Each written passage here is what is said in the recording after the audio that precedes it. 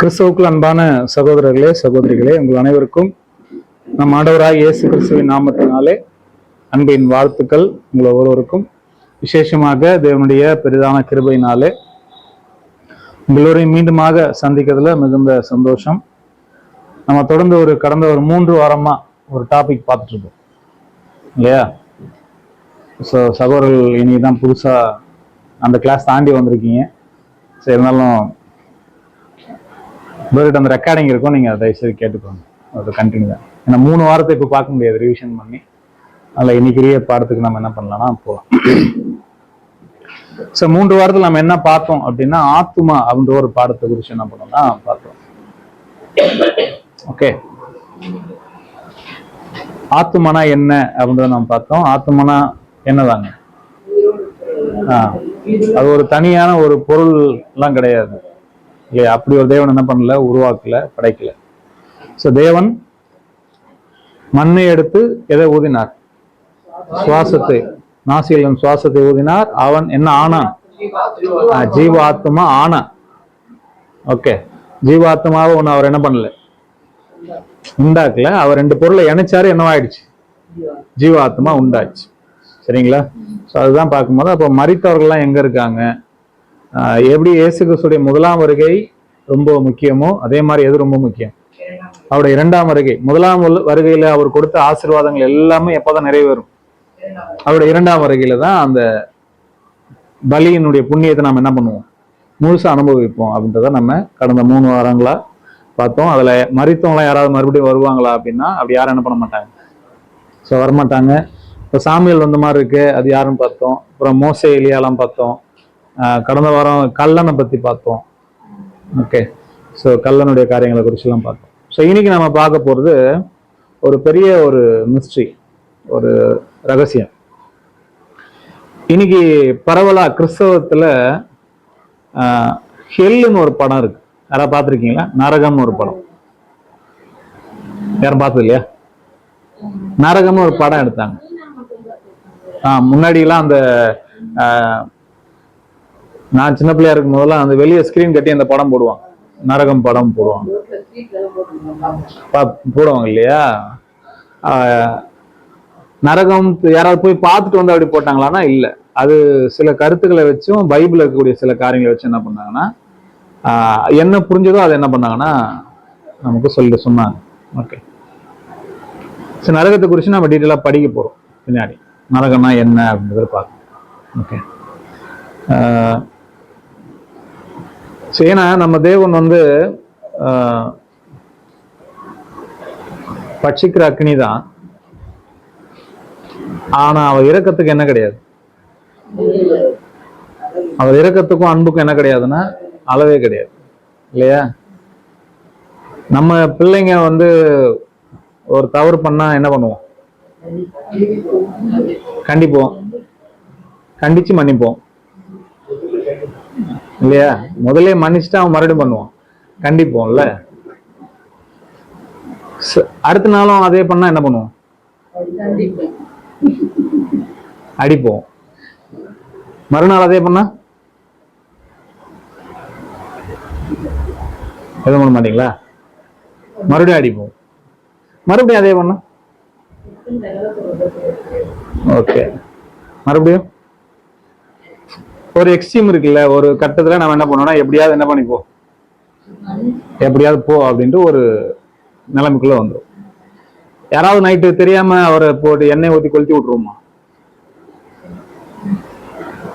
நம்ம ரொம்ப நல்லவங்க, ஆனா நம்ம கடவுள் எப்படிப்பட்டவர்?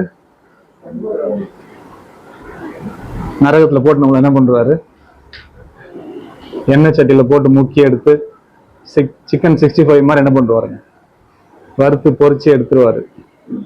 ஏன்னா நம்ம அவரோட எப்படியாப்பட்டவன்? நம்மளாம் ரொம்ப நல்ல. நம்ம அன்புக்குலாம் எல்லாம் இருக்கு, அவர் அன்புக்கு தான் என்ன இல்லை இல்லையா? நாம தவறுதான் பாவோம். தவறுல இருக்கிற மோட்டிவ்ல என்ன பண்ண மாட்டோம், நம்ம பார்க்க மாட்டோம். கரெக்டு தானே?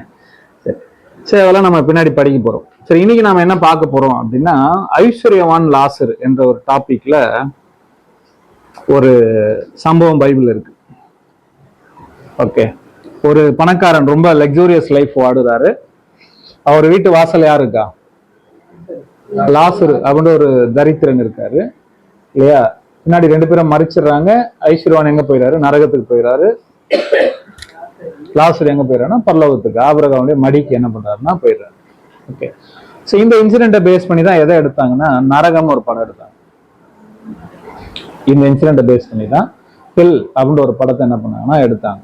ஓகே, காரணம் என்னன்னா ஐஸ்வர்யவான் மறிச்ச உடனே எங்க போயிட்டாரு? நரகத்துக்கு போயிட்டாரு.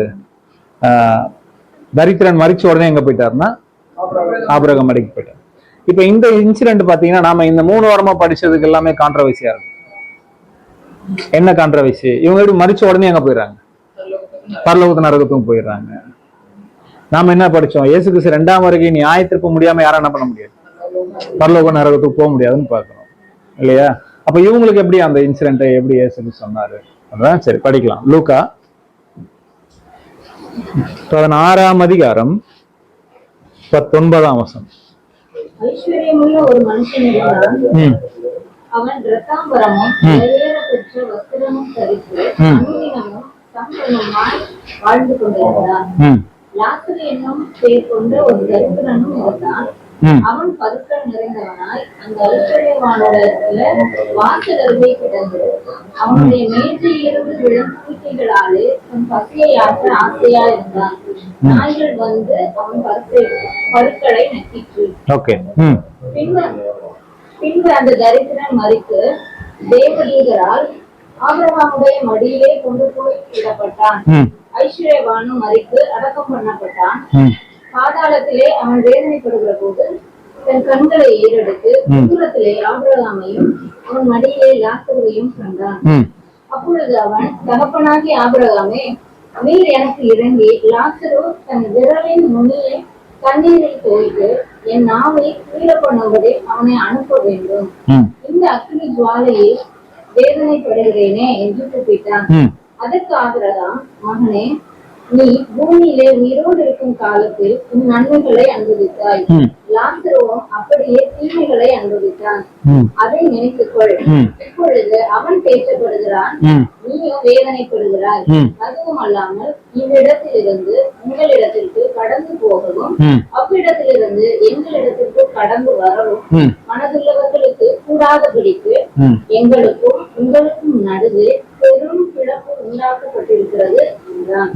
அப்பொழுது அவன், அப்படியானால் தகப்பனே, எனக்கு 5 பேர் சகோதரர் உண்டு. அவர்களும் வேதனையுள்ள இந்த இடத்திற்கு வராதபடி அவன் போய் அவர்களுக்கு சாட்சியாக அறிவிக்கும் பொருட்டு நீர் அவனை என் தகப்பன் வீட்டுக்கு அனுப்பும்படி உன்னை வேண்டிக் கொள்கிறேன் என்றான். ஆபிரகாம் அவனை நோக்கி, அவர்களுக்கு மோசேயும் தீர்க்கதரிசிகளும் உண்டு, அவர்களுக்கு அவர்கள் செவி கொடுக்கட்டும் என்றான். அதற்கு அவன், அப்படி அல்ல தகப்பனாகிய ஆபிரகாமே, மரித்தோரில் இருந்து ஒருவன் அவர்களிடத்துக்கு போனால் மனம் விரும்புவார்கள் என்றான். அதற்கு அவன், அவர்கள் மோசேக்கும் தீர்க்கதரிசிகளுக்கும் செவிகொடாவிட்டால் மரித்தோரில் இருந்து ஒருவன் எழுந்து போனாலும் நம்ப மாட்டார்கள் என்று சொன்னான் என்றார். ஓகே, ஐஸ்வர்யமுள்ள ஒரு மனுஷன் இருந்தான். அவன் இரத்தாம்பரமும் விலையேறப்பெற்ற வஸ்திரமும் தரித்து அனுதினமும் சம்பிரமமாய் வாழ்ந்து கொண்டிருந்தான். லாசர் என்னும் பேர் கொண்ட ஒரு தரித்திரனும் இருந்தான். அவன் ஐஸ்வர்யனுடைய வாசல் அருகே கிடந்து அவன் மேஜிலிருந்து விடும் துணிக்கைகளாலே தன் பசியை ஆற்ற ஆசையா இருந்தான். நாய்கள் வந்து அவன் பருக்களை நக்கிட்டு. பின்ன 2 பேரும் மறிச்சிடுறாங்க. மறித்த உடனே ஐஸ்வர்யவான் எங்க போயிட்டாரு? பாதாளத்துக்கு போய் வேதனைப்படுறாரு. தரித்திரன் தேவதூதரால் ஆபிரகாம் மடியிலே கொண்டு போய் விடப்பட்டான் இல்லையா? பின்பு அந்த ஐஸ்வர்யவான் தூரத்துல ஆபிரகாமை பார்த்து, தகப்பனாகிய ஆபிரகாமே, நீர் எனக்கு இறங்கி என்ன பண்ணுங்க, லாசரு அனுப்பி ஒரு டிராப் என்ன கொடுங்க, தண்ணி கொடுங்க, இந்த அக்னி ஜுவாலை நான் என்ன பண்றேன், வேதனைப்படுகிறேனே அப்படின்னு கூப்பிட்டார். ஓகே, அதுக்கு ஆபிரகாம் சொல்றாரு, மகனே, நீ பூமியில் உயிரோடு இருக்கும் காலத்தில் என்ன அனுபவித்தாய்? நன்மைகளை அனுபவித்தாய். அவனும் என்ன பண்ணான்? தீமைகளை அனுபவித்தான். இப்பொழுது அவன் தேற்றப்படுகிறான், நீ என்ன பண்ற? வேதனைப்படுகிறார். அதுவும் இல்லாமல் இவ்விடத்திலிருந்து அங்க வர்றதுக்கும் அங்கிருந்து இங்க நமக்கு இடையே என்ன இருக்கு? ஒரு பெரும் பிளவு என்ன பண்ணிருக்குன்னா உண்டாயிருக்கு. உடனே இந்த ஐஸ்வர்யவானுக்கு ஒரு ஞாபகம் வருது, அப்படியானால் தகப்பனே, எனக்கு எத்தனை பேர் சகோதரர் இருக்காங்க? 5 சகோதரர் இருக்காங்க. அவங்களும் இந்த வேதனை உள்ள இடத்துக்கு என்ன பண்ணக்கூடாது, வராதபடிக்கு லாசரு அனுப்பி என்ன பண்ணுங்க, கொஞ்சம் சொல்லுங்க அப்படின்னு சொல்லும் போது ஆபிரகாம் சொல்றாரு, அவர்களுக்கு மோசேயும் தீர்க்கதரிசிகள் இருக்கிறாங்க, அவர்களுக்கு அவன் செவி கொடுக்கட்டும் சொல்றாங்க. இல்ல அப்படி இல்லை, மரித்தோர்னு ஒருத்தர் இறந்து போனா என்ன பண்ணுவாங்க? நம்புவாங்க அப்படின்னு சொன்னாங்க. அதுக்கு அவர் சொல்லிட்டாரு, மோசையின் தீர்க்கதரிசியை செவி கொடுக்காதவன் மரித்தோர்ந்து இறந்து போனாலும் என்ன பண்ண மாட்டாங்க? நம்ப மாட்டார்கள் என்று சொன்னார். நீங்க படிச்சல ஏதாவது பரலோகம் நரகன்ற வார்த்தை வந்ததா?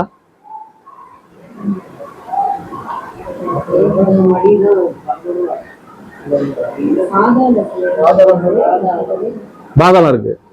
பாதாளத்துல அவன் வேதனைப்படுகிற போது பரலோகன்ற வார்த்தை இருக்கா? பரலோகமோ நரகமோ அந்த மாதிரி எதுவும் இல்லை. ஐயா ஆமா அப்படிதாங்க போட்டிருக்கு. ஆபிரகாம் நம்ம 3 வாரமா என்ன பார்த்துட்டோம்னா, யாரும் எங்க போக முடியாது? பரலோகம் போக முடியாது இல்லையா? ஏன்னா எது என்ன ஒரு வசனம் படிச்சோம்ல நம்ம, யோவான் 3:13 பரலோகத்திலிருந்து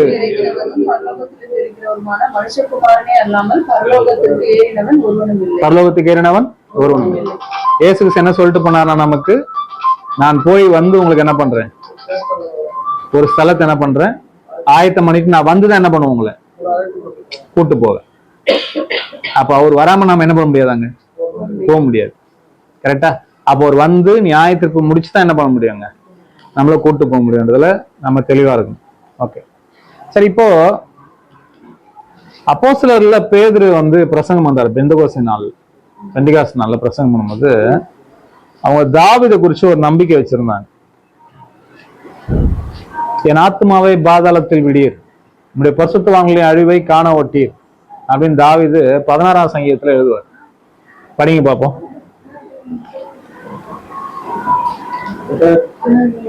சங்கீதம் 16ல கடைசி வசனமா? ஜீவ மார்க்கத்தை எனக்கு தெரியப்படுத்துவீர், உங்களுடைய சமூகத்தில் பரிபூர்ண ஆனந்தமும் உங்களுடைய வலது காலத்துக்கு நித்திய பேரின்பமும். அதுக்கு மேல 9ஆம் வசனம். ஆகையால் என் இருதயம் பூரித்தது, என் மகிமை களி கூர்ந்தது, என் மாம்சமும் நம்பிக்கையோடு தங்கியிருக்கும். என் ஆத்மாவை பாதாளத்தில் விடீர், உங்களுடைய பரிசுத்தவானை அழிவை காண வைப்பீர். இந்த வசனம் இருக்கு இல்லையா, இது யார் எழுதுனாங்க? இது தாவீது எழுதுன. அங்க இருக்கிற யூதர்கள் என்ன நினைச்சிருந்தாங்கன்னா,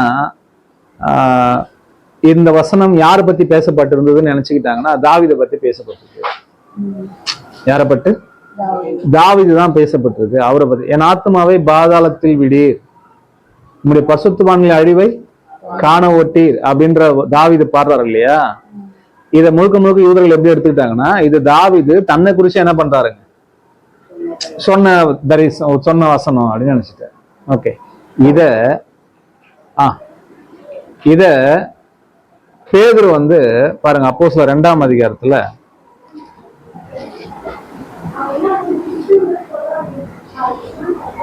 27ஆம் வசனம் பாருங்க.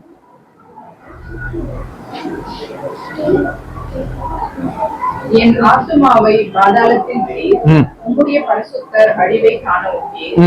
ஜீவ மார்க்கங்களை எனக்கு தெரியப்படுத்தினீர், உம்முடைய சன்னிதானத்திலே என்னை சந்தோஷத்தினால் நிரப்புவீர் என்று சொல்லுகிறான். யார் சொன்னது? இது தாவீது சொன்னதை நீங்க சொல்றாரு, சொல்லுகிறான். சகோதரரே, கோத்திர தலைவனாகிய தாவீதை குறித்து நான் உங்களுடனே தைரியமாய் பேசுகிறதற்கு, கோத்திர தலைவனாகிய தாவீதை குறித்து நான் உங்கள்கிட்ட தைரியமா என்ன பண்றேன், பேசுகிறதுக்கு. அவன் மரணமடைந்து அடக்கம் பண்ணப்பட்டான், அவனுடைய கல்லறை இந்நாள் வரைக்கும் நம்மிடத்தில் இருக்கிறது. என்ன சொல்றாருங்க, சொல்லுங்க பாப்பா. இப்ப பேதுரு,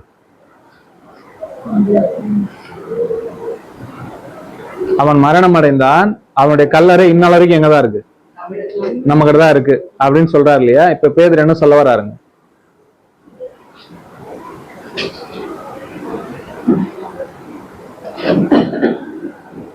மேல ஒரு வசனம் படிச்சு இல்லையா, உங்களுடைய பாதாளத்தில் விடீர் காண ஒட்டீர்னு சொல்றாரு இல்லையா. இப்ப அவர் என்ன தெரியுமா சொல்றாரு, தாவீது பாதாளத்துக்கு போயிட்டாரு, அழிஞ்சிட்டாருன்றாரு. தாவீது எங்க போயிட்டாரு? பாதாளத்துக்கு போயிட்டாரு, அழிஞ்சிட்டாரு. அவருடைய கல்லறை எங்க இருக்கு? இங்க தானே இருக்கு. தாவீது அப்படி பாடி இருக்கிறாருல்ல, என்ன பாடி இருக்காரு? பாதாளத்தில் விடீர் காண ஒட்டீர் அப்படின்னு சொல்றாரு இல்லையா? தாவீது என்ன பண்ணிட்டாரு? மறைச்சிட்டாரு. அவரோட கல்லறை எங்கதான் இருக்கு? இன்னும் கூட எங்க தானே இருக்கு. அப்ப தாவீது தன்னை பத்தி சொல்லல தானேன்னு சொல்றாரு. தாவீது என்ன பண்ணல? தன்னை பத்தி சொல்லல தானே. அதுலயே பாருங்க 24ஆம் வசனம் பாருங்க. 34 சாரி. தாவீது பரலோகத்திற்கு எழுந்து என்ன சொல்றாரு இப்போ? தாவீது எங்க போல? தாவீது பரலோகத்துலாம் போல. பரலோகத்துக்கு போனது யாரு? நம்ம ஆண்டவராகிய இயேசு கிறிஸ்து. அப்ப தேவன் யாரை பாதாளத்தில் விடலையா? இயேசு கிறிஸ்து. அவர் என்ன சொல்றாருன்னா அது தாவீது இல்லைங்க, அது இயேசு கிறிஸ்துன்றார். புரிஞ்சுங்களா? அது யாரு இல்ல? தாவீது அதை தன்னை பத்தி பாடல. தாவீது யாரை பத்தி பாடுறாருங்க? இயேசு கிறிஸ்து பத்தி பாடுறாரு. ஏன்னா இயேசு கிறிஸ்துவ தான் தேவன் எதுல விடல? பாதாளத்திலேயே விடல. அவர் பாதாளத்துக்கு நீங்களாக்கி என்ன பண்ணிட்டாரு? அவரை மேல எழுப்பிட்டாரு. மரணமே உன் கூறு எங்கே, பாதாளமே உன் ஜெயம் எங்கன்னு சொல்லிட்டு என்ன பண்ணிட்டாருங்க? வெளில வந்துட்டாரு. ஆனா தாவீதுடைய கல்லறை இன்னும் எங்கதான் இருக்கு? இங்கதானே இருக்கு. தாவீதுன்னு எங்க போலியே? பரலோகம் போலியே. அப்ப அது தாவீதை பத்தி இல்லதானேன்ட்டு தெளிவுபடுத்துறாரு 2ஆம் அதிகாரம். புரிஞ்சுங்களா? தாவீது கூட எங்க போல? போல. ஏன்னா அங்க இருக்கிற அப்போஸ்தலர்கள் எல்லாருக்கும் தெரியும் எது முடியாம யாரும் எங்க போக முடியாது, போக முடியாது. கரெக்டா? அப்போ இப்ப நம்ம ஒரு சம்பவம் படிச்சோம் இல்லையா? லூக்கா 16ஆம் அதிகாரத்துல படிச்சோம். சரி, இது ஒரு நிஜமாவே நடந்த ஒரு சம்பவம் தான். ஃபர்ஸ்ட் அதான் பார்த்து. ஒரு மனுஷன் ஐஸ்வர்யம் உள்ளவனா இருந்தான். ரொம்ப லக்ஸூரியஸ் லைஃப் வாழ்ந்துட்டு இருக்கான். இந்த எந்த ஒரு வசதி வாய்ப்பும் இல்லாத ஒரு தரித்திரன் என்ன பண்றாரு? அங்க இருக்கிறார். ஓகே, எதற்கு ஆசைப்படுறாரு? ஏதாவது கீழே சிந்துமா? சாப்பிட்டு கீழே போடுவாங்களா? அதை கொண்டு வந்து குப்பையில போட்டோன்னா என்ன பண்ணுவார்? அதை எடுத்து சாப்பிடுற அந்த ஒரு கேட்டகரியில தான் இருக்கு. உடம்பு முழுக்க பருக்கள் இருக்கு அவருக்கு, புண்ணு. நாய் வந்து என்ன பண்ணிட்டு இருக்காது? நக்கிட்டு. ஓகே, இப்படி ஒரு சம்பவம் நிஜமாவே அன்னைக்கு நடந்துச்சா இல்லையா?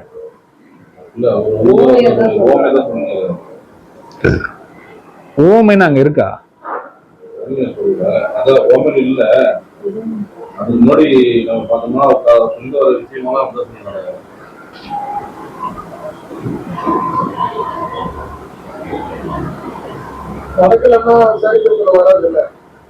என்ன ஐயா? இல்ல, நான் சில விஷயங்கள் ஓமைகள் கூட இப்ப கதையா கூட பேசுவார் இல்லையா?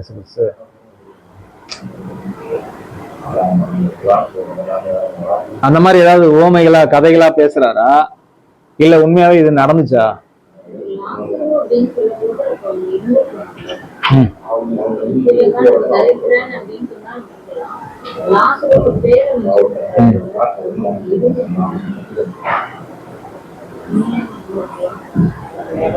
ஓகே, நல்ல பாயிண்ட் அது. சரி, இப்ப நான் என்ன கேக்குறேன், நீங்களாம் தான் தெளிவாக யோசிச்சுதான் சொல்லணும் பதில். ஐஸ்வர்யவான் எங்க போயிட்டாரு? நரகத்துக்கே போயிட்டாருன்னு வச்சுக்கோங்க. இதை வச்சுக்கோங்க, நரகத்துக்கே போயிட்டார். அனுப்பி விட்டுலாம் அவரை. தரித்திரன் எங்க போயிட்டாரு? பரலோகம் போயிட்டார் வச்சுக்கோங்க. ஐஸ்வர்யவான் நரகத்துக்கு போனார்ல, அவர் என்ன தப்பு பண்ணாரு? தரித்திரன் பரலோகம் போயிட்டார். அவர் என்ன நல்லது செஞ்சார்?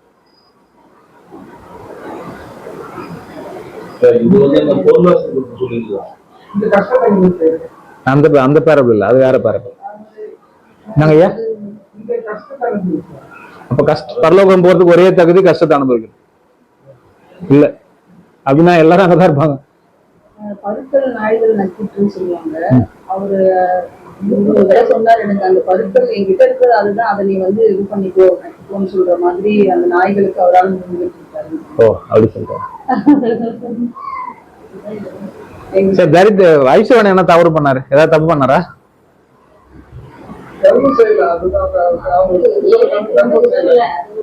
எப்படி அவர் உதவுனா அவர் டேபிள் உட்கார வச்சு சாப்பாடு போனோம்னு சொல்றீங்களோ? சரி, இதே ஒரு மனுஷனுக்கு ரொம்ப சேவ் பிடிச்சிருக்கு, உடம்பு முழுக்க நாய்கள் வந்து நக்கிட்டு இருக்கு, நீங்க உங்க வீட்டு வாசல்ல சேர்ப்பீங்களா?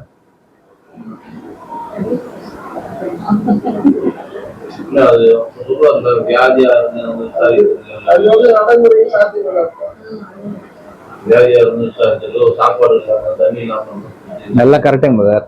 அது ஜட்ஜ்மெண்ட் எழுத சொல்ற மாதிரி தான் அது இருக்கும். அது அந்த சம்பவம் எப்போன்னு படிக்கலாம் நம்ம. நீங்க சொல்றது மத்த 25 இருக்குது. இயேசு விஷயம் இல்ல, அது இல்ல, அது இல்ல. அதுதான் நீங்க சொல்ற கருத்து எல்லாம் இதுல இருக்கான்னு கேக்குறேன். அவர் வந்து அந்த தரித்திரனை என்ன பண்ணல, கவனிக்கல அப்படின்னு சொல்றீங்க இல்லையா? நீங்களும் நானும் நம்ம வீட்டு வாசல்ல அந்த மாதிரி ஒரு நபரை சேர்ப்போமான்னு கேக்குறேன். அது யார் சேர்த்திருக்கா?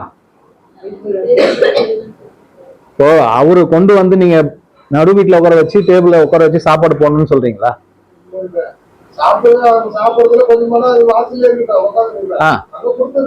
கொடுக்கலன்னு ஏதாவது இருக்கா? தினமும் உட்கார்றான் இல்லைங்க, அவன் ஏன் உட்காரான்? கிடைக்கிறதுனால தானே உட்கார்றான்.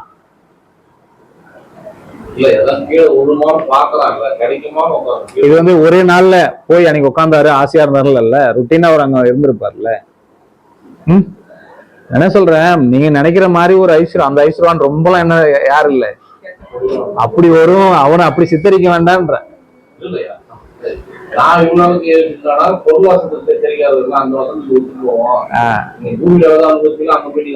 நீங்க ஐஸ்வர்யானை அப்படி எடுத்துக்கிட்டீங்கன்னா அதே மாதிரி லாசரு எடுத்துப்பீங்களான்னு கேக்குறேன். லாசரு ரொம்ப ஜெபம் பண்ணிட்டு தேவனை தேடிக்கிட்டு தனக்கு சாப்பாடே இல்லாம அப்படி இருந்தான்னு வேணா இருக்கா அவர் பரலோகம் போறதுக்கு? சோ 2 பேரை குறிச்சும் அவ்வளவு டீட்டெயில் நமக்கு என்ன பண்ணலங்க, சொல்லல. என்ன அதான் பாக்குறோம், அதான் நடந்ததா, அதுக்கு தான் வரணும் லைன், உங்களுக்கு அதை புரிய வைக்கதான் வரேன். ஓகே, பட் அவ்வளவு டீட்டெயிலா நமக்கு என்ன பண்ணலங்க, அதை சொல்லல. என்ன ஃபேக்ட் அங்க என்ன நடந்ததோ அப்படி என்ன பண்ணிருக்காருன்னா சொல்லியிருக்காரு. ஓகே சரி, இப்ப நாம எல்லாம் பூமிக்கு மேல இருக்குமா பூமிக்குள்ள இருக்குமா?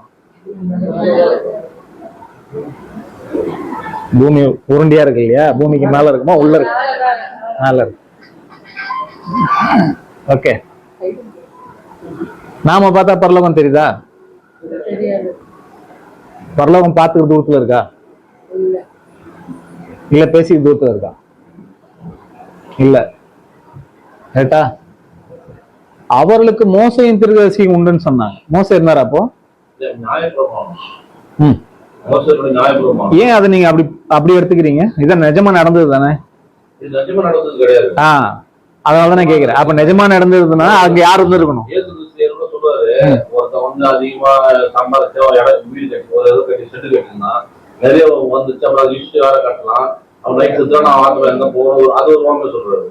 அப்ப அவர் சொல்றதெல்லாம் ஓமையா வரும்போது இது நடந்த கதையா ஓமையாடுறது செகண்டரி. ஆனா இது வந்து இதுக்காக எதுவும் நமக்கு சொல்லியிருக்காரு, அது அந்த புரியுது, ஆனா நடந்தது கிடையாது. ஓகே சரி, அதுல கிளியர் இருந்தா ஓகே. பட் இது வந்து ஒரு நடந்த சம்பவமா இருக்க வாய்ப்பு இல்ல. இது இயேசு கிறிஸ்து எப்படி பேசுறாருங்க, ஒரு ஓமையா பேசுறாரு. ஆனா ஓமைன்னு சொல்லிட்டு பேசல. சில விஷயங்கள்லாம் எப்படி பேசுவாருங்க, ஓமை அவர்களுக்கு சொன்ன ஓமையாவது அப்படிலாம் சொல்லிட்டு பேசுவார். இப்போ உங்களை நான் உட்கார வச்சு, சின்ன பிள்ளைங்களாம் உட்கார வச்சு ஒரு ஊர்ல அப்படின்னு ஸ்டார்ட் பண்ணா நீங்க என்ன புரிஞ்சுக்குவீங்க? ஒரு கதை சொல்லணும், அது ஒரு ஸ்டைல். நம்ம ஒரு கதை சொல்றதுக்கு ஒரு ஸ்டைல். அது இயேசு கிறிஸ்து பேரபிள் பேசுறதுக்கு ஒரு ஸ்டைல் இருக்கு. உதாரணத்துக்கு லூக்கா 18ஆம் அதிகாரம் 2ஆம் வசனம் படிங்க. பாத்தீங்களா, ஒரு பட்டணத்திலே ஒரு நியாயாதிபதி இருந்தான். அந்த இருந்தான் ஒரு வேர்டு இருக்குல்ல, இருந்தான், புரியுதுங்களா? அதுல 16ல 1 படிங்க. பின்னும் அவர் தம்முடைய சீஷரை நோக்கி, ஐஸ்வர்யவானாகிய ஒரு மனுஷனுக்கு ஒரு உக்கிரானக்காரன் இருந்தான். புரியுதுங்களா? அதுல 15ஆம் அதிகாரம் 4ஆம் வசனம். உங்களில் ஒரு மனுஷன் 100 ஆடுகளை உடையவனாயிருந்து அவைகளில் ஒன்று காணாமல் போனால் 99 ஆடுகளை வனாந்திரத்திலே விட்டு காணாமல் போன ஆட்டை கண்டுபிடிக்கும் அளவும் தேடியானான். சரி, இப்ப இதெல்லாம் என்ன கிடையாதுங்க, இது வந்து இல்ல. அப்ப இருந்தான் தானே, அப்படி ஒரு கேள்வி வரும்ல. ஒருத்தன் இருந்தான் அப்படின்னா என்னதானே இருந்தான், அப்படிலாம் யோசிக்க வேண்டாம். இப்போ உதாரணத்துக்கு அதுல 18ஆம் அதிகாரம் படிச்சீங்க இல்லையா, 2ஆம் வசனம். ஒரு பட்டணத்திலே ஒரு நியாயாதிபதி இருந்தான். அவர் எப்படிப்பட்டவரா? அவன் தேவனுக்கு. சரி, இதெல்லாம் நடந்து தானே இருக்குது இருந்தான்னால. இப்போ 1ஆம் வசனம் படிங்களேன். சோர்ந்து போகாமல் எப்பொழுதும் ஜெபம் பண்ண வேண்டும் என்பதை குறித்து அவர்களுக்கு அவர் ஒரு உண்மையை சொன்னார். ஓமை கூட எப்படி சொல்லலாம்? இருந்தான்னு சொல்லலாம். புரியுதுங்களா? ஒரு ஓமையில கூட ஒரு ஊர்ல ஒரு 2 பேர் இருந்தாங்க அப்படின்னு சொல்றோம் இல்லையா? இப்ப நீங்க நம்ம டாபிக் வந்துடலாம். 16ஆம் அதிகாரம் 19ஆம் வசனம் படி. ஐஸ்வர்யமுள்ள ஒரு மனுஷன் இருந்தான். அதேதான், ஐஸ்வர்யமுள்ள ஒரு மனுஷன் இருந்தான். புரியுதுங்களா? அவன் ரத்தாம்பரமும் விலையேற பெற்ற வஸ்திரமும் தரித்து அனுதினமும் சம்பிரமமாய் வாழ்ந்து கொண்ட ரொம்ப நல்ல லைஃப் வாடுறார். சூப்பரான லைஃப் வாடுறார். நல்லா சாப்பிட்றாரு, நல்ல ட்ரெஸ் போடுறாரு இல்லையா? அப்படி இருக்காரு. அந்த ஈஸ்வரனுடைய வாசல்ல ஒரு தரித்திரன் இருக்கிறார் இல்லையா? இந்த பணக்கார வீட்டுல இருந்து ஏதாவது கொண்டு என்ன பண்ணுவாங்க? கொட்டுவாங்க. அதை நம்ம என்ன பண்ணலாம்? சாப்பிட்டுட்டு லைஃபை ஓட்டலாம் அப்படின்னு ஒரு ரொம்ப சுத்தமான ஒரு நபர் அங்க வந்து உட்கார்ந்துருக்காரு.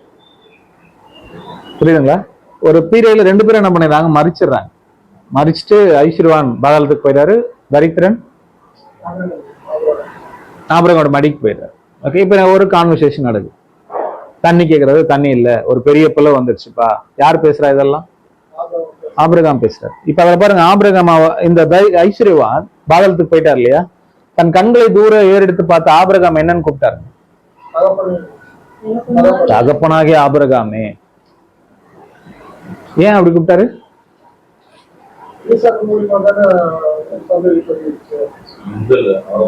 அவர் வந்து இயேசு கிறிஸ்துதான் அப்படி சொல்றாரா? பிதாவை அப்படி சொல்றாரோ? யாரு? ஆபிரகாம் வந்து உருவகப்படுத்துறாங்க. அடுத்த வசனம் 25ல அதற்கு ஆபிரகாம் அவர் என்ன கூப்பிட்டாரு? இவங்க 2 பேருக்குள்ள என்ன ரிலேஷன்ஷிப் அங்க கிரியேட் ஆகுது? தகப்பன் பிள்ளை அப்படின்னு ஒரு கிரியேட் ஆகுது. கரெக்டுங்களா?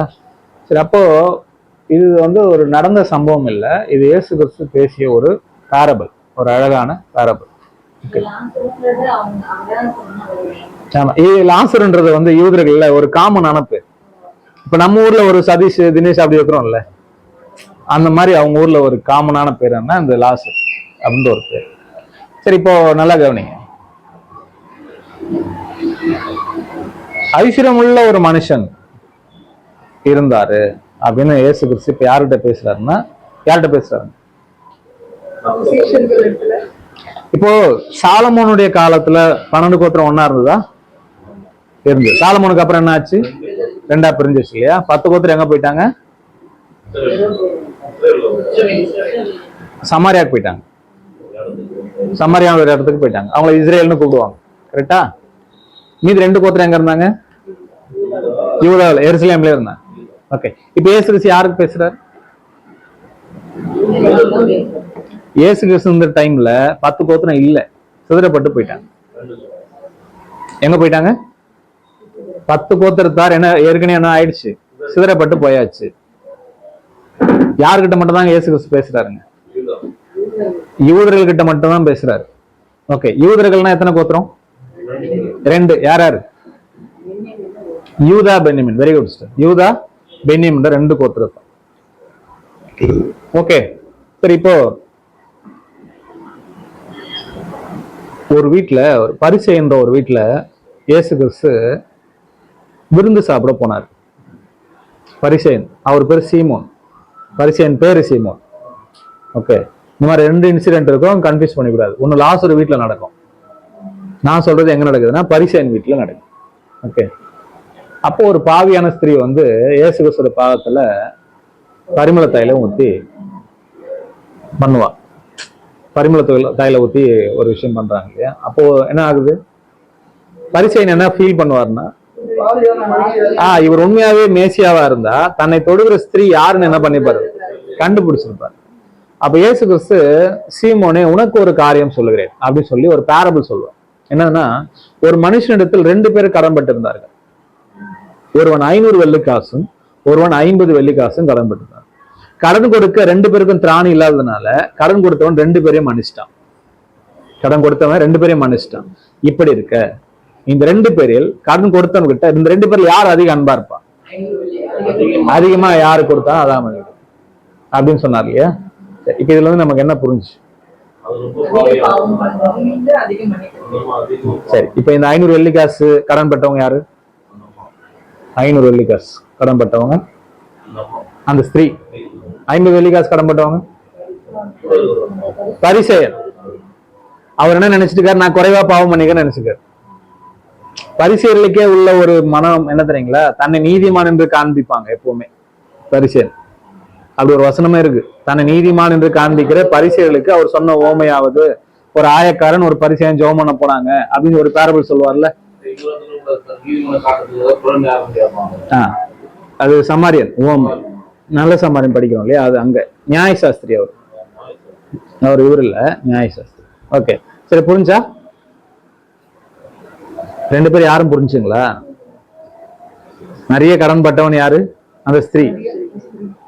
கொஞ்சமா கடன் பட்டவங்க யாரு? பரிசேயர். ஓகே, கடன் கொடுத்தவர் யாரு? இயேசு கிறிஸ்து. அவரு தான் அது. 2 பேருக்கும் கடனை தீர்க்கிறதுக்கு என்ன கிடையாது? திராணி கிடையாது. அதனால கடன் கொடுத்தவர் என்ன பண்ணிட்டாரு? மொத்தமா எல்லாரையும் மன்னிச்சிட்டார். நீ பெரிய பாவி சின்ன பாவிலாம் இல்ல. இப்ப நம்ம கூட அப்படிதான் நினைச்சுக்குவோம், அவன மாதிரி நான் பாவம்லாம் செய்யல இல்லையா? மேல இருக்கிறவர் பார்த்தாருன்னா, நீ பெரிய பாவம் செஞ்சானே சின்ன பாவம் செஞ்சானே, பாவம்னா என்னதான்? எல்லாரும் பாவிதான். ரைட்டா? 2 பேருக்கு என்ன பண்ணிட்டாருங்க அவரு? மனுஷர். இப்படி இருக்க 2 பேர்ல யார் அதிக அன்பு இருப்பான்னு கேட்டார். அதானே. இப்ப நான் என்ன சொல்ல வரேன்னா, ஒரு பேரபிள் சொல்றாரு அப்படின்னா, அந்த பேரபிள்ல ஒரு கதையா சொன்னாலும் அந்த கதை யாருக்குன்னு ஒருத்தருக்கு பொருந்தது இல்ல. அங்க 500 வெள்ளிக்காசுனாலே அந்த ஸ்திரீக்கு போகுது. அது 50 வெள்ளிக்காசுனா அங்க பரிசேயனுக்கு போகுது. அங்க அப்போ அங்க ஒரு சூழ்நிலை இருக்குது இல்ல. ஏதோ ஒரு சூழ்நிலைக்கு ஒரு கதையை எடுத்து என்ன பண்றாருங்க சொல்றாரு. அப்ப நம்ம அந்த கதையை மட்டும் எடுத்துக்கிறோம், எதை விட்டுறோம்? அந்த கதை யாருக்கு? அதுல வர கதாபாத்திரங்கள்லாம் யார் யாரு குறிக்குதுன்னு என்ன பண்றது இல்லை, நம்ம பாக்குறது இல்ல. நமக்கு தெரிஞ்ச என்னதான் ஒரு கதை இல்லையா? கெட்டது சொன்னா வேற ஏதாவது சொல்லி விட்டு. கரெக்டா? இப்போ ஒரு மனுஷன் எருசலேம் வந்து எரிவோக்கு வந்தான். இப்ப சகோதரர் சொன்ன அந்த வசனம், எருசலேம் வந்து எரிவோக்கு வந்தான், கல்லர் கையில் அகப்பட்டான், ஆசாரியன் பார்த்துட்டு விலகிட்டாரு, லேவின் பார்த்து விலகிட்டாரு, சமாரியன் பார்த்து அவர் என்ன பண்ணாரு? கூட்டு வந்தாரு, சத்திரத்துக்கு கூட்டு வந்தாரு, பராமரிச்சாரு, மறுநாள்ல வெள்ளிக்காசு 2 பணத்தை கொடுத்து பார்த்துக்கோன்னு சொல்லிட்டு போனாரு. கதை நமக்கு என்ன தெரியணும்? யாருங்க அந்த ஒரு மனுஷன்? அவர் ஏன் எருசலேம் வந்து எரிவோக்கு போறாரு? ஏன் எருசலேம் வந்து எரிவோக்கு போறாரு? ஏன் வந்த ஆசாரியன் யாரு? ஏன் அவர் பக்கமா விலகி போயிட்டாரு? லேவியன் யாரு? சமாரியன் யாரு? இல்லையா? சத்திரம் எதை குறிக்குது? சத்திரத்தான் யாரு? காசு கொடுத்துட்டு போனாரு அப்படின்னா என்ன? நான் வந்து தரேன்னாரு அப்படின்னா என்ன? இப்படி எல்லாம் படிச்சாதான் எது புரியும்? பேரபிள் புரியும், உவமை புரியும். இல்லைன்னா உங்களுக்கு எதுதான் ஞாபகம் இருக்கும்? கதை தான் ஞாபகம். கதை உங்களை என்ன பண்ணாது? விடுதலை ஆக்காது. கதையை ஏன் சொன்னாருன்னு என்ன பண்ணுங்க இப்போ நம்ம புரிஞ்சுக்கணும். நான் எதுக்கு இதெல்லாம் சொல்றேன்னா, இங்க ஐஸ்வர்யவான்னு ஒருத்தர் சொல்றாருல்ல, அப்ப அங்க யாரும் என்னவா இருக்காங்க?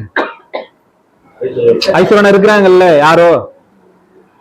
புரியுதுங்களா? யாரையோ பேஸ் பண்ணி என்ன பண்றாருங்க? ஒரு பேரபிள் சொல்றாருல்ல. புரிஞ்சா இல்லையா நான் சொல்றது? ஒரு தரித்திரன்னு பேசுறாருல, அப்ப அங்க யாரும் என்ன இருக்காங்க? யாரும் இருக்காங்கல்ல. கரெக்டா? ஒரு ஐஸ்வர்யவான் கடைசி வரைக்கும் ஐஸ்வர்யனாவே இல்ல, ஒரு தரித்திரன் கடைசி வரைக்கும் தரித்திரனாவும் இல்லை. 2 பேர் லைஃப்ல ஒரு மாற்றம் வந்திருக்கா இல்லையா? வரலையா? ஐஸ்வர்யவான் கீழே போயிட்டாரு, தரித்திரம் எங்க போயிட்டாரு? மேல போயிட்டாரு. ஒரு அப் அண்ட் டவுன் வந்திருக்கல லைஃப்ல அவங்களுக்கு. அப்படிதானே சொல்றாரு, நீ உயிரோடுக்கும் காலத்தில் நன்மை அனுபவிச்ச, இவர் என்ன பண்றாரு? தீமை அனுபவிச்சாரு. இப்போது அவன் தேற்றப்படுகிறான், நீ என்ன பண்ற? வேதனைப்படுகிறான்னு சொன்னார் இல்லையா? அப்ப ஏதோ ஒரு சேஞ்ச் நடந்திருக்குல்ல. இதுதான் பிரசங்கில படிக்கிறோம். பிரசங்கி 10ஆம் அதிகாரம்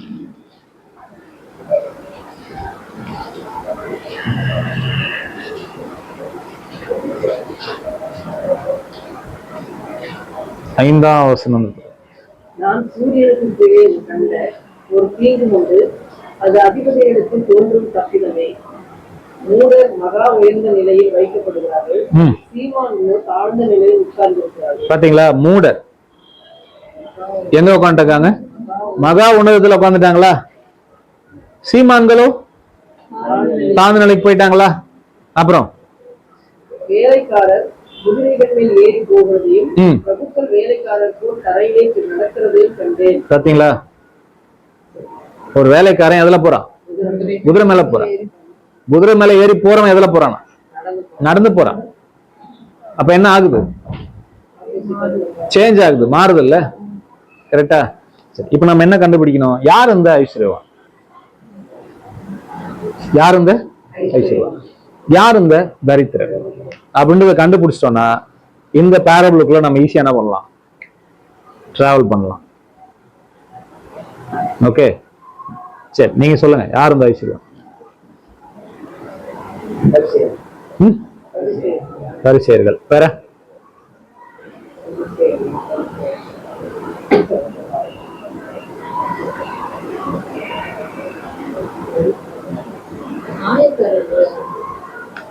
நாயக்காரர்கள்னா பாவிகள், அவங்கதான் ஐஸ்வர்யவான்களா?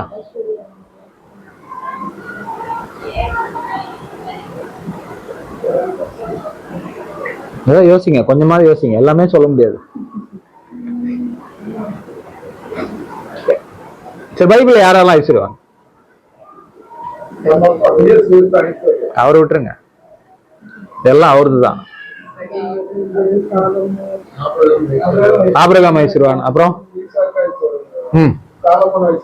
அவ்வளவுதான். தாவீது, யோபு எல்லாரும் யாருதான் ஐஸ்வர்யவான்?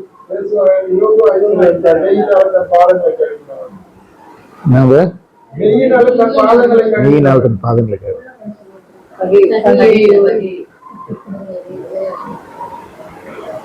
சரி, இப்ப நீங்க கொஞ்சம் யோசிச்சு மறுபடியும் உங்களுக்கு ஒரு டைம் இந்த பேரபிளை யாருக்கு சொல்றாரு, யாருக்கு பேசுறாரு உங்க ஏற்கனவே சொல்லிட்டேன்.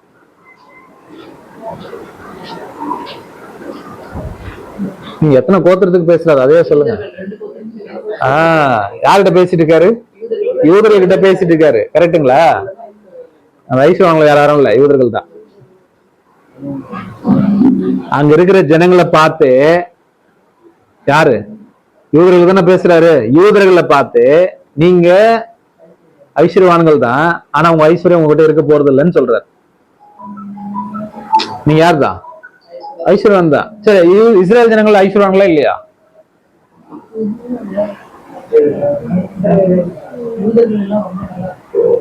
நான் சொல்றது பணத்துல இல்ல.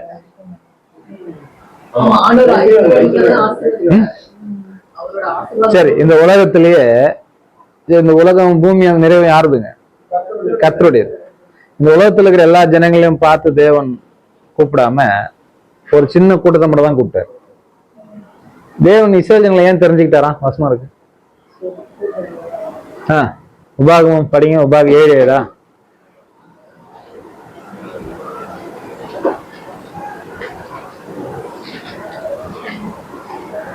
சகல ஜனங்களிலும் திரட்சியான ஜனம் என்று கர்த்தர் உங்கள் பேரில் அன்பு வைத்து உங்களை தெரிந்து கொள்ளவில்லை. நீங்கள் சகல ஜனங்களிலும் கொஞ்சமா இருந்தீங்க. எப்படி இருந்தாங்களா? கொஞ்சமா இருந்தாங்க.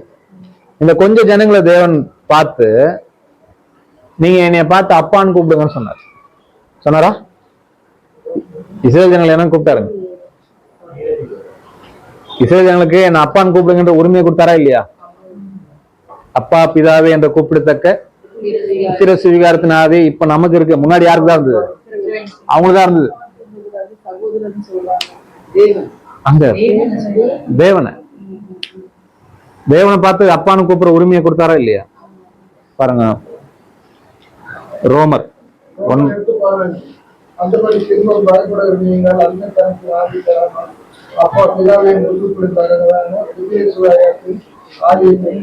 சரி, ரோமர் 9ஆம் அதிகாரம் 4ஆம் வசனம்.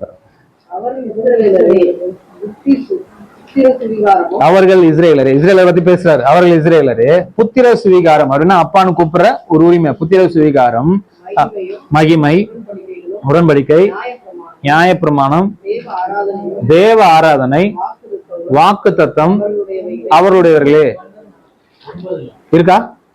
அவங்களது தான். அப்புறம் பிதாக்கள்னா யாருங்க? ஆபிரகாம், ஈசாக்கு, யாக்கோபு. பிதாக்கள் அவர்களுடையவர்களே. என்ன சொல்றாருங்களா? ஒரு பெரிய ஐஸ்வர்யம். இயேசு கிறிஸ்து எங்கதான் பிறந்தார்? அங்கதானே பிறந்தாரு. எவ்வளவு லிஸ்ட் கொடுக்குறாங்க. அவர்கள் இஸ்ரவேலரே, வாக்கு தத்தம், தேவ ஆராதனை, மகிமை, உடன்படிக்கை, நியாயப்பிரமாணம் எல்லாம் யாருதுதான்? அவங்களது தான். பிதாக்கள் அவர்களுடையவர்களே. மாம்சத்தின்படி கிறிஸ்துவ எங்கதான் பிறந்தாரு? அங்கதானே பிறந்தாரு. புரிஞ்சுங்களா? இன்னொரு வசனம் படிங்க. உபாகமம் 4:7 படிங்க.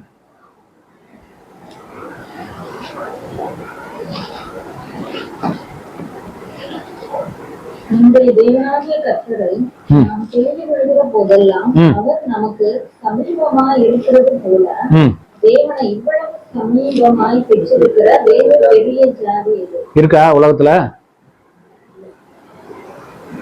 தேவனை இவ்வளவு சமீபமா பெற்று வர ஜாதி இருக்கா? கிடையாது. சங்கீதம் 147 சங்கீதம் 19-20 படிங்க.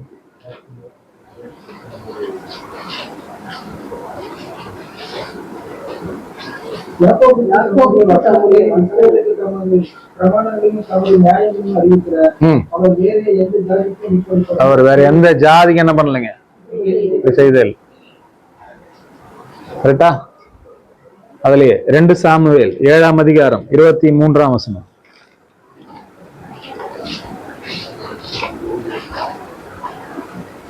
உம்முடைய ஜனமாகிய இஸ்ரவேலுக்கு நிகரான ஜனமும் உண்டோ? பாத்தீங்களா? உங்களுடைய ஜனமாகி இஸ்ரேலுக்கு நிகரான ஜனம் உண்டோ? பூலோகத்து ஜாதிகளில் இந்த ஒரே ஜாதியை தேவன் தமக்கு ஜனமாக மீட்கிறதற்கும் தமக்கு ஜனமாக என்ன பண்ணாராம்? மீட்கிறதுக்கும் தமக்கு கீர்த்தி விளங்க பண்ணுகிறதற்கும் ஏற்பட்டாரே. பாத்தீங்களா? அதுல ஆமோஸ் 3:2 படிங்க.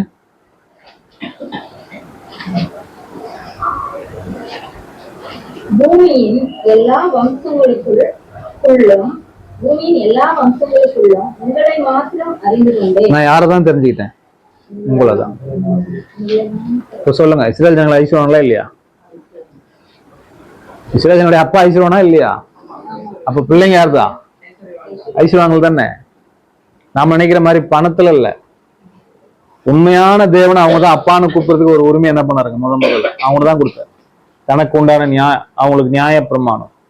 இப்ப எகிப்துல இருந்து கிளம்புனாங்களே இஸ்ரேல் ஜனங்கள், அவங்கள மாதிரி அற்புதம் பார்த்தவங்க இந்த உலகத்துல யாரா இருக்காங்களா?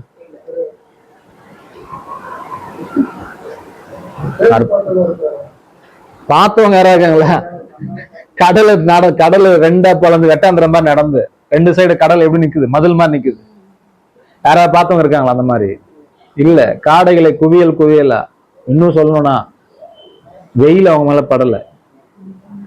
பகல் என்ன இருக்குது? மேகஸ்தம்பம். இரவுல அக்னி ஸ்தம்பம். இப்படி எல்லாம் தேவன் என்ன பண்ணார்? அதெல்லாம் சங்கீதம் 76 சொல்றாரு, அவர்கள் இச்சித்ததை அவர்களுக்கு கொடுத்தாரா தேவன். அவங்க என்ன இச்சித்தாங்களோ அது என்ன பண்ணாரா தேவன் அவங்களுக்கு கொடுத்தாரு. அவங்க இந்த 40 வருஷம் வளர்ந்து பயணத்தை சொல்றாரு, அவங்க கால் வீங்கல, செருப்பு தேயில, வஸ்திரம் என்ன ஆகல, பழசாகல இல்லையா? இப்படி எல்லாம் அவங்களை என்ன பண்ணாங்க தேவன்? வழி நடத்தினார், பாதுகாத்தார். ஓகே, இப்படிலாம் ஒரு லக்ஸூரியஸ் லைஃப் வாழ்ந்தவங்க தான் யாருன்னா இஸ்ரேல் ஜனம். புரிஞ்சுங்களா? அனுதினமும் சம்பரமமாய் வாழ்ந்து கொண்டிருந்தான். ஓகே, இப்படி எந்த ஆசீர்வாதமும் கிடைக்காத ஒரு தரித்திரன் வாசலுக்கு வெளியே நிற்கிறான்.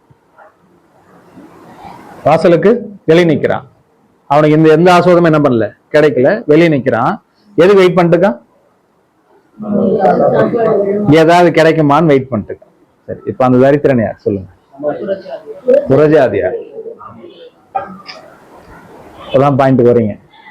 யாரு? புறஜாதியார். நீ யோசிச்சு பாருங்க, இஸ்ரேல் ஜனங்கள் வனாந்திர பிரயாணத்தில் வரும்போது ஒரு மேகஸ்தம்பம் கூடவே நடக்குது இல்ல, வருது இல்ல, இரவுல அக்னி ஸ்தம்பம் வருது இல்ல, சுத்தி இருக்கிற எல்லா புறஜாதியரையும் எப்படி பார்த்திருப்பாங்க? ஏதோ ஒரு ஜனங்கள் பெக்யூலி. இதெல்லாம் தான் ராகா பேசி விட்னஸ் பண்ணாங்க. எங்க இருதயம் எல்லாம் கரைஞ்சிருச்சுன்னாங்க. ஆக்சுவலா உள்ள இருக்கிறவங்க ரொம்ப ராட்சசமா இருக்கான்னு பயந்துட்டு இவங்க வந்தாங்க. ஆனா அவங்க பயந்துருந்தாங்க. யாரை பார்த்து? இஸ்ரேல் ஜனங்களை பார்த்து. நீங்க ஜெயிச்சு உங்களை தேவன் நடத்தி வந்த விதத்தெல்லாம் பார்க்கும்போது இங்க இருந்தா என்னவாயிடுச்சு? கரைஞ்சு போச்சு எங்களுக்கு இல்லையா? நேபுகாத்நேச்சார் சொல்றாரு, தானியேலுடைய தேவன் தான் தேவர்களுக்கெல்லாம் தேவன். அப்ப எல்லா புறஜாதியும் விட்னஸ் பண்றாங்கல்ல. என்ன விட்னஸ்? இந்த ஆசீர்வாதம் கொஞ்சம் கூட யாருக்கு இல்லை? புறஜாதிகளுக்கு இல்லை. கரெக்டா? சரி, இந்த தரித்திரன் புறஜாதியை தான் அடையாளப்படுத்துதுன்றதுக்கு வேற ஏதாவது ப்ரூஃப் இருக்கா? வெளியில இருந்தான். ஓகே, வேற ப்ரூவ் பண்ணலாமா? படிங்க பாருங்க. மார்க்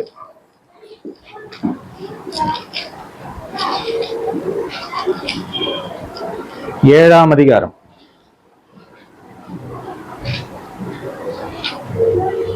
25 இருந்து வசனம் எல்லாம் எடுத்துக்கோங்க. 25ஆம் வசனம். அசுத்த ஆவி பிடித்திருந்த ஒரு சிறு பெண்ணின் தாயாகிய ஒரு ஸ்திரீ அவரை குறித்து கேள்விப்பட்டு வந்து அவர் பாதத்தில் விழுந்தார்.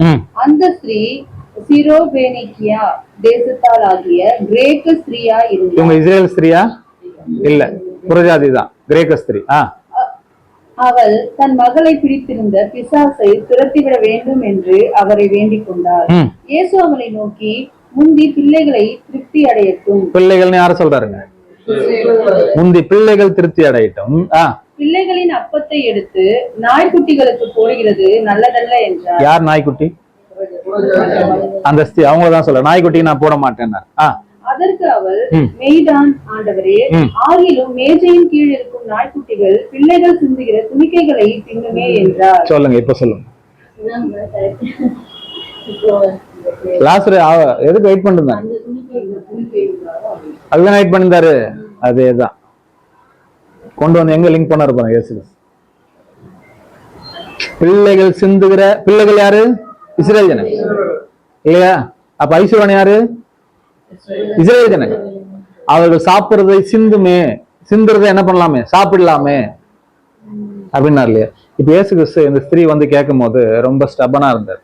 என்ன தெரியுங்க சொன்னா, நான் வந்ததே யாருக்கு தாங்க? என் பிள்ளைங்களுக்கு அப்ப உனக்கு தான் நான் வந்தேன். அந்த அப்பத்தை எடுத்து நான் யாருக்கெல்லாம் கொடுக்க மாட்டேங்க, நாய்க்குட்டிக்கெல்லாம் போட மாட்டேன், அவங்க சாப்பிட்டு திருப்தி ஆகட்டும் அப்படின்னாரு. அவ்வளவு ஸ்டபனா இருந்தார்ல. இந்த அம்மா என்ன சொன்னாங்க? உண்மைதான், நீங்க யாருக்கு தான் அப்ப கொடுக்க வந்தீங்க? உங்க பிள்ளைகளுக்கு தான் கொடுக்க வந்தீங்க. ஆனால் மேஜையின் கீழ் இருக்கும் நாய்க்குட்டிகள் நாங்க மேஜை மேல உட்கார்ந்து சாப்பிடல. எதை கேட்கிறோம்? துணிக்கைகளை தின்னுமேன்னு சொன்னார்கள். இயேசு கிறிஸ்து என்ன பதில் சொன்னாரு?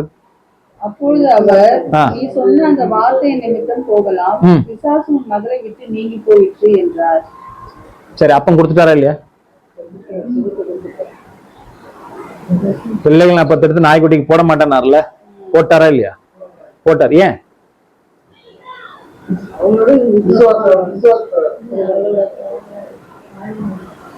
தாழ்மை, விசுவாசம், வேற என்ன சொல்லலாம்? அவருக்கு ஸ்ட்ராங்கா தானே இருந்தாருங்க. ஏன் இப்ப என்ன வார்த்தை அவரை கரைச்சிருச்சு? கொடுத்துட்டாரு, உடனே கொடுத்துட்டாரு. முன்னாடி என்ன சொன்னாரு? தரமாட்டேன்னாருல. அந்த மாதிரி சொன்னோட என்ன பண்றாரு? இந்தா வச்சுக்கோ அப்படின்ட்டாருல. ஏன்? என்ன ஆச்சு? அதுக்குள்ள என்ன ஆச்சு? அவருக்கு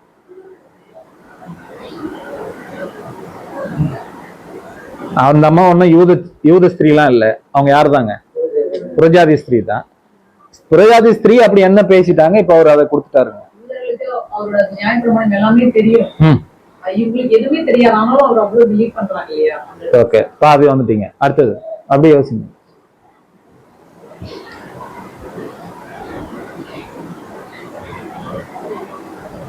இஸ்ரேல் ஜனங்கள், இப்ப நீங்கள் நானும் இஸ்ரேல் ஜனங்கள் வச்சுக்கோங்களேன். நமக்கு ஒரு பிரமாணம் இருக்கு, நியாய பிரமாணம் இருக்கா? இப்ப சாலமோன் வந்து ஒரு பெரிய தோட்டம் வச்சிருக்காரு, திராட்சை தோட்டம் வச்சிருக்காரு. திராட்சை தோட்டத்தை இல்ல ஒரு வயல் வச்சிருக்காரு.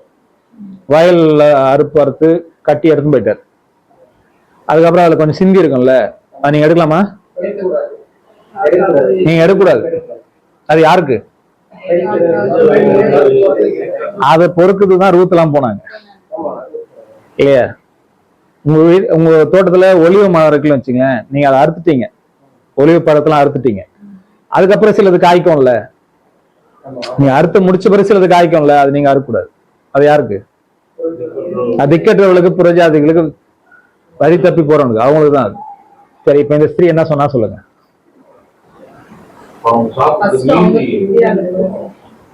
பக்கா நியாயப்பிரமாணம் பேசுனாங்க அந்த ஸ்திரீ. புரஜாதி ஸ்திரீ என்ன பேசுறாங்க தெரியுங்களா? நியாயப்பிரமாணம் என்ன கேக்குறாங்க? நாங்க ஒண்ணும் மேஜை மேல இருக்கிறத கேட்கலங்க. எதை கேட்கல? சிந்துறது எங்களுக்கு தானே. அவங்க உரிமை அது. சிந்துறது யாருது? நான் மேஜை மேல இருக்கிறத கேட்டேனா? சிந்துறது எங்களுக்கு அப்படின்னு சொன்ன உடனே இயேசு கிறிஸ்து கொடுத்துட்டார். அந்த அம்மா ஐயோ கொடுக்குன்னு கேட்கல, அது எங்களுக்கு உரிமை. நாங்க அது எங்களுடைய உரிமை, அது நீங்க எங்களுக்கு தான் கொடுத்தே ஆகணும். ஏன்னா சிந்துறதுக்கு உரிமைக்காரர் யார் தான்? நாங்க தான். புரியுங்க? இந்த மாதிரி சிலர் தான் இயேசு கிறிஸ்து பைபிள் இம்ப்ரெஸ் பண்ணிருப்பாங்க. உதாரணத்துக்கு 100க்கு அதிபதி புரஜாதி, நீர் ஒரு வார்த்தை மாத்திரம் சொல்லுங்க, என் வேலைக்காரன் ஆயிடுவான், சொஸ்தமாகுவான் சொன்னாரா? திரும்பி என்ன இயேசுக்கு சொல்லுவாரு சீஷர்ல பார்த்து? இஸ்ரேல்ல கூட நான் இப்படி ஒரு விசுவாசத்துக்கார் இம்ப்ரெஸ் பண்றாங்க சில புரஜாதிகள். சமாரிய ஸ்திரீ இவங்க எல்லாம் பாத்தீங்கன்னா என்ன பண்ணுவாங்க இயேசு கிறிஸ்துவ? இப்போ இவ்வளவு கடினமா இருந்து ஏன் மனசு லகுவாயிடுச்சுன்னா, ஒரு யூதனை கூட இந்த நியாய பிரமாணத்தை என்ன பண்றது இல்லை, ஃபாலோ பண்றது தெரியல. ஆனா யாருக்கு தெரிஞ்சிருக்கு? ஒரு புரஜாதி ஸ்திரீ தன் உரிமையை வந்து தாங்கிட்ட கேட்கும் போது என்ன பண்ணுவாரு? அவ்வளவுதான், கொடுத்துட்டாரு இல்லையா? அப்போ மேஜையின் கீழ் இருக்கும் நாய்க்குட்டிகள் சிந்துவதை தின்றது மாதிரி யார் வெயிட் பண்ணிட்டு இருந்தா? லாசரு என்னும் தரித்திரன் புரஜாதி வெயிட் பண்ணிட்டு இருக்காங்க. அவங்களுக்கு இவங்களுக்கு கிடைச்ச எந்த ஆசீர்வாதமும் கிடைக்கல. இப்ப அந்த புரஜாதி யார் தான்? நாம தான். வாசலுக்கு வெளியே தானே இருந்தோம் இல்லையா? இயேசு கிறிஸ்து வந்துதான் நமக்கு புரஜாதிகளுக்கு இஸ்ரவேலுக்கு இருக்கு நடுவுல இருந்த சுவரை உடைச்சாராம். சுவரை உடைத்து இருதரத்தாரையும் ஒன்றாக்கி உடைச்சிட்டார்ல. வாசலுக்கு வெளியே தான் இருந்தோம் நாமெல்லாம். அப்புறம் அப்போ நம்மளுக்கு உள்ள இடம் இல்லை. சரி, இப்போ இஸ்ரவேல் ஜனங்கள் நல்லா சாப்பிட்டாங்க, நல்லா இருந்தாங்க. இந்த ஆசீர்வாதம் யாருக்கு இல்லை?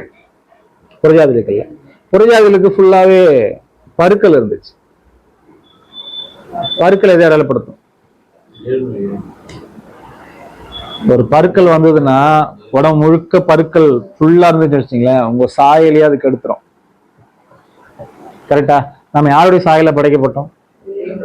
தேவ சாயல படும். நம்ம தேவனுடைய சாயல்ல படைக்கப்பட்ட நம்மள தேவ சாயல் இல்லாத மாதிரி ஆக்குறது எது? நாம் செய்யற பாவம். பருக்கள் எதை அடையாளப்படுத்துதுன்னா பாவத்தை அடையாளப்படுத்தும். யாருக்கு உடம்பு முழுக்க பாவம் இருக்கு? புரஜாதிகளுக்கு இருக்கு. கரெக்டா? உங்களுக்கு எனக்கு ஒரு கேள்வி வரலாம், ஏன் ஐஸ்வர்வானுக்கு அந்த பருக்கள் இல்ல? சொல்லுங்க பாப்போம். பாவனம் எல்லாருக்கும் தானே வரணும் பருக்கள், யாருக்கு இல்ல? ஐஸ்வர்வானுக்கு ஏன் இல்ல?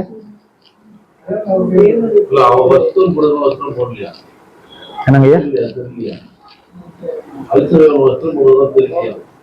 இல்ல, இப்ப இவர் வஸ்திரம் போடாம இருந்தாருன்னு அதனால தெரியுதோ? இஸ்ரேல் ஜனங்கள் பாவம் பண்ணா அவங்களுக்கு பரிகாரம் இருக்கு. பலி செலுத்தினா என்ன ஆகும்? பாவம் மன்னிக்கப்படும். கரெக்டா? ஆனா இந்த பரிகாரம் யாருக்கு கிடையாது? புரஜாதிகளுக்கு கிடையாது. அதுதாங்க சொல்றார். அதனாலதான் ஐஸ்வரனுக்கு என்ன இல்லை.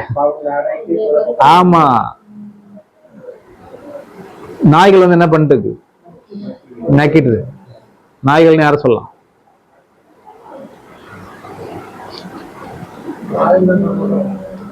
நம்மளா?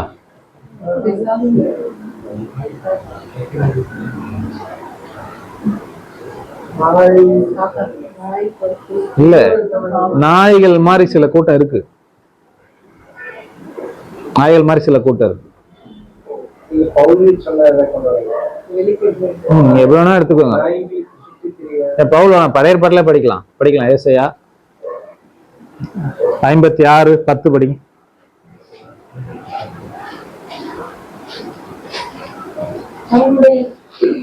காவற்காரர் எல்லாரும் ஒன்றும் அறியாத குருடர். அவர்கள் எல்லாரும் குழைக்க மாட்டாத ஊமையான நாய்கள். தூக்க மயக்கமாய் புலம்புகிறவர்கள், படுத்துக் கொள்கிறவர்கள், நித்திரை பிரியர். பாத்தீங்களா? அவருடைய காவற்காரர்கள் எல்லாரும் என்னங்க? ஒன்றும் அறியாத குருடர்கள், குலைக்க மாட்டாத ஊமையான நாய்கள், தூக்க மயக்கமாய் புலம்புகிறவர்கள். யாரு சொல்றாரு? நீங்க அதுல என்ன இருக்கு அப்படியே சொல்லுங்க. அப்படியே படிங்க. திருப்தி அடையாமல் இருக்கும். அது என்ன அர்த்தம்? ஐயோ, அதுல தெளிவா இருக்கு. முதல்ல இருந்து படிங்க. அவருடைய காவற்காரர் எல்லோரும் ஒன்றும் அறியாத குருடர். அவர்கள் எல்லோரும் குறைக்க மாட்டாத உண்மையான நாய்கள், தூக்க மயக்கமாய் குழம்புகிறவர்கள், படுத்துக் கொள்கிறவர்கள், நித்திரை பிரியர், திருப்தி அடையாமல் இருக்கும் பெருவயிற்று நாய்கள், பகுத்தறிவில்லாத மேய்ப்பர். சொல்றாரு பாருங்க, பகுத்தறிவில்லாத மேய்ப்பர்கள். அவர்களில் ஒவ்வொருவனும் தன் தன் வழியையும் அவனவன் தன் தன் மூலையில் இருந்து தன் தன் பொழிவையும் நோக்கி கொண்டிருக்கிறான். சரி, திருப்தி அடையாமல் இருக்கும் பெருவயிற்று நாய்கள் என்ன? அவர் எவ்வளவு அற்புதங்கள் செஞ்சும் அவங்க வந்து அத அன்னைக்கு இஸ்ரேல் ஜனங்களை வழிநடத்திட்டு வந்த மேய்ப்பர்கள் அதானே? அன்னைக்கு இஸ்ரேல் ஜனங்களை வழிநடத்திட்டு இருந்த யாருங்க? மேய்ப்பர்கள். அதான சொல்றேன், உங்களுக்கு காவற்காரர்கள் ஒன்றும் அறியாத குருடர்கள், திருப்தி அடையாமல் இருக்கும் பெருவயிற்று நாய்கள், இல்லையா? தூக்க மயக்கமாய் புலம்புகிறவர்கள், நித்திரை பிரியர், பகுத்தறிவில்லாத மெய்ப்பர்கள். நான் ஏதாவது தப்பா சொல்றேனா? யார் தெரியுங்களா? தேவனுடைய சத்தியங்களை, அவருடைய வார்த்தைகளை ஆதாய தொழிலாக செய்கிற எல்லாருமே யார் தானா? நாய்கள் தான். நான் நேர்மையா செய்யறவங்கள சொல்லலைங்க, யார சொல்றேன்? ஆதாய தொழிலாக செய்கிற எல்லாருமே யார் தான்? நாய்கள் தான். அது புறஜாதிகளை நக்கிட்டு இருந்துச்சு அப்பவே. அப்படின்னு என்ன அர்த்தம்?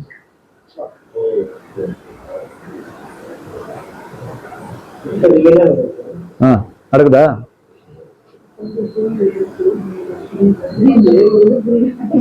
சரி, அதுதான். வேற மாதிரி சொல்லட்டுமா? வேற மாதிரி சொல்லட்டுமா? நாகமான ஒரு புறஜாதி இருந்தார், வந்தாரா? சொஸ்தம், அவருக்கு அதே தானே, பருக்கள் தானே, குஷ்டரோகம் தானே, அதே தானே. கேயாசின்னு ஒருத்தர் ஓடி வாங்கினார். அதான் நாய்கள். புரிஞ்சுங்களா? புறஜாதிகளுடைய பலவீனத்தை தங்களுக்கு சாதகமா பயன்படுத்தி அவங்க கிட்ட இருந்து என்ன வாங்குறது? காணிக்க இந்த மாதிரி நிறைய வாங்கி அவர்களுக்கு அதை நக்கிட்டு நாய்கள் மாதிரி என்ன பண்ணிட்டு இருக்குது. அதெல்லாம் சொல்றாரு. அதனால பவுல் சொன்னாரு, நாய்களுக்கு என்னவா இருங்க, எச்சரிக்கையா இருங்க. சொல்லியா? பிலிப்பியர் 3:2 இருக்கு பாருங்க. நீ சொன்னதுக்காரங்க எச்சரிக்கையா இருந்தது தீமத்தை. நாய்களுக்கு எச்சரிக்கையா இருங்கள், பொல்லாத வேலையாட்களுக்கு எச்சரிக்கையா இருங்கள், அடுத்த சொன்னதுக்காரர்களுக்கு எச்சரிக்கையா. Okay, very good. Okay okay, இப்ப நல்லா கவனிங்க. இப்ப புரிஞ்சா நாய்கள் யாருன்னு? தேவனுடைய வார்த்தைகளை என்ன செய்யறதுங்க? ஆதாய தொழிலாக. என்ன சொல்றது? ஆதாயத்துக்காக. அதனால்தான் வசனம் சொல்றது, சத்தியத்தை வாங்கு, அது என்ன பண்ணாது? விற்காது. கரெக்டுங்களா? இயேசு கிறிஸ்து எதுக்கு வந்தாருங்களா? அவர் ஊழியம் கொள்ளும்படி, அப்படின்னா ஊழியம் செய்து வாங்க வரல, ஊழியம் செய்ய வந்த. இலவசமாய் பெற்றீர்கள், இலவசமாய். அப்ப தேவனுடைய வார்த்தைகளையும் இதுல இருக்கிற ரூட்டையும் கண்டுபிடிச்சு அதுல தங்களுக்கு ஆதாயத்தை வர வச்சுக்கிற எவரையும் வேதம் என்னதான் சொல்லுதுன்னா நாய்கள் தான் சொல்லுது. அது எசபேலுக்கு சொன்னது, அது வேற ஜட்ஜ்மெண்ட். இப்போ நல்லா கவனிங்க. இவர்களை பார்த்து கேஎஸ்சி போய் வாங்கிட்டு வந்தார்ல, பின்னாடி படிக்க போற நாகமான்றதெல்லாம், நாகமான் புரஜாதியில நாம தான் நாகமான். இதே புரஜாதி தான் இப்ப நம்ம படிக்கிற பாருங்க, இதே புரஜாதி மாதிரிதான் நாகமான் மாதிரி குஷ்ரோகம் பிடிச்சிருந்தோம் நாமெல்லாம். கரெக்டா? நமக்கு ஏதோ ஒரு சின்ன பொண்ணு அங்க நாகமானுக்கு சொன்ன மாதிரி, நீ எங்க ஊர் எலிசா கிட்ட போ, உனக்கு சரியாடுன்னு சொன்னது சொன்னாங்களா? ஓகே. சொஸ்தமாக்குற, குஷ்ரோகத்தை சொஸ்தமாக்குற ஒரே நபர் யார் தானா? இயேசு கிறிஸ்து தான். அங்க எலிசா யாரு கிடையாது? மாணவரா இயேசு கிறிஸ்து கிடையாது. கரெக்டா? அவர் நம்மள வந்து அப்படி தடவிலாம் சுத்தமாக்க மாட்டார். நீ போய் யோர்தான்ல முழுகிட்டு போன்னுவார். யோர்தான் என்ன பண்ணிட்டு போ, முழுகிட்டு போன்னு சொல்லுவார். யோர்தான்ல முழுகுதுன்னா என்னெல்லாம் உங்களுக்கு தெரியும். யோர்தான்ல போய் என்ன பண்ணிட்டு போ. இயேசு எங்க முழுகினாரு? யோர்தான்ல போய் என்ன பண்ணிட்டு போ, முழுகிட்டு போ. கரெக்டா? அப்போ சொஸ்தமாக்குறதுக்கு இயேசு கிறிஸ்து எந்த காசையும் என்ன பண்ணலங்க, அவர் வாங்கவே இல்லை. எலிசா கேட்டார் கேயாசி கிட்ட, நீ அதை வாங்கும் போது என் மனசு உங்ககிட்ட இல்லையான்னு கேட்டார்.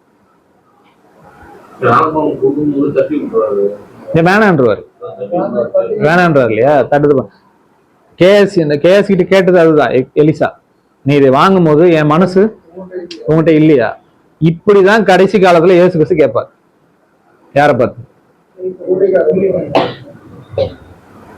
எல்லாரையும் சொல்லுங்க, தவறா எடுத்துக்கூடாது. எது சொல்றேன்? ஆமா, ஆதாய தொழிலா செய்யற எல்லாரையும் பார்த்து அப்படி நீங்க எடுத்துக்கோங்க. ஆதாய தொழிலா செய்யற எல்லாரையுமே, ஆதாய தொழிலா செய்யற எல்லாருமே இயேசு கிறிஸ்து கடைசி காலத்துல பார்த்து கேட்கறது, என் மனசு உங்ககிட்ட இல்லையானா, நான் என் மனசு இலவசமா பெற்றேன், அந்த மனசு உங்ககிட்ட இல்லையான்னு சொல்லுங்க. ஆமா, வானத்தின் பலகணிகள் தான். சரி, இப்ப புரிஞ்சா நாய்கள் எதுன்னு நக்கிட்டு. இப்ப மறுபடியும் நம்ம லூக்காக்கு வந்துடலாம். 16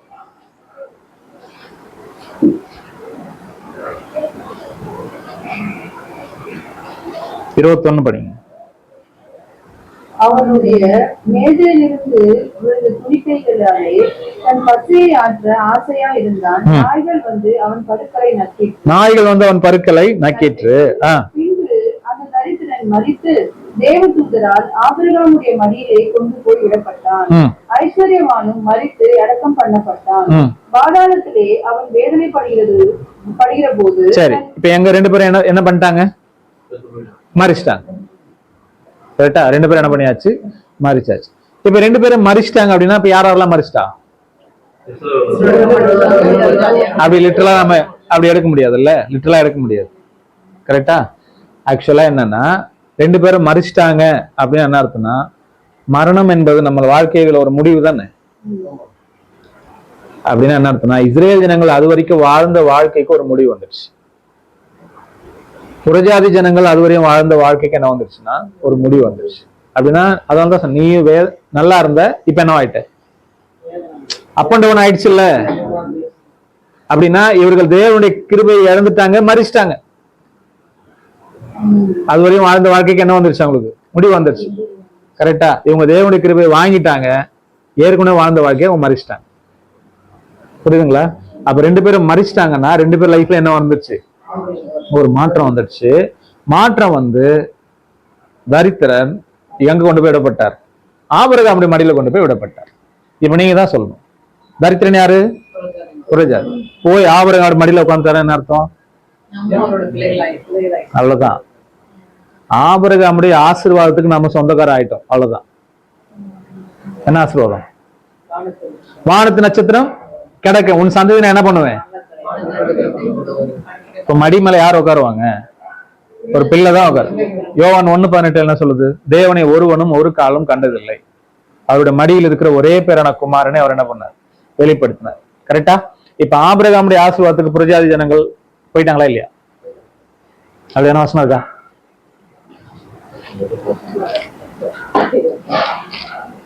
படிக்கலாம். கலாத்தியர் 3ஆம் அதிகாரம்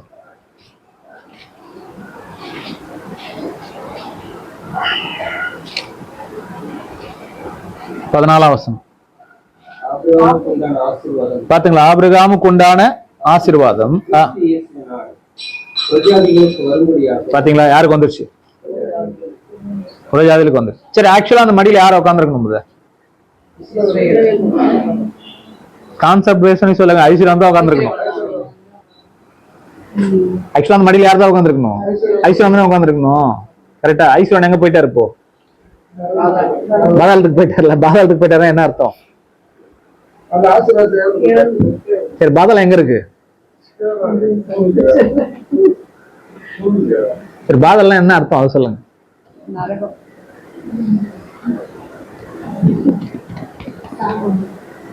சரி, இப்போ இவருங்க ஐஸ்வர்யான் பேசுறாருல, பாதாளத்துனா போயிட்டாரு. பாதாளத்துக்கு போனா பேச முடியுமா? நீங்க படிக்கல வசனம். 3 வாரமா என்ன படிச்ச? நீ போகிற பாதாளத்திலே. சரி, படிங்க. பிரசங்க 9:5 படிங்க.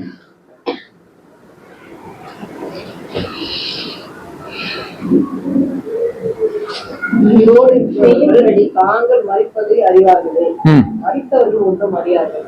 இனி அவர்களுக்கு ஒரு பலனும் இல்லை. அவர்கள் பேர் முதலாய் மறக்கப்பட்டு அவர்கள் சிநேகமும் அவர்கள் பகையும் அவர்கள் பொறாமையும் எல்லாம் ஒழிந்து போயிற்று. சூரியனுக்கு கீழே செய்யப்படுகிறது ஒன்றிலும் அவர்களுக்கு இனி எந்திரத்தும் பங்கில்லை. நீ போய் 10ஆம் வசனம் படிங்க. செய்யும்படி உன் கைக்கு நேர்கிறது என்போ அதை உன் பலத்தோடு செய். ம். நீ போகிற பாதாளத்திலே செய்கையும் வித்தையும் அறிவும் ஞானமும் இல்லையே. எங்க போயிட்டேனா? பாதாளத்தில் நீ பாதாளத்துக்கு போயிட்டேனா என்ன இல்ல? செய்கை இல்லை. எதுவுமே இல்ல. இப்ப இவர் ஐஸ்வரன் போன பாதாளத்துல எல்லாமே இருக்கா இல்லையா? பேசுறாரு. எனக்கு 5 சவர் இருக்காங்களா சொல்றாரு. சொல்றாரு தானே? அதனாலதான் இது பேரபிள்னு சொன்னாங்க நான் உங்களுக்கு. சங்கீதம் 146:4 என்ன சொல்லுது?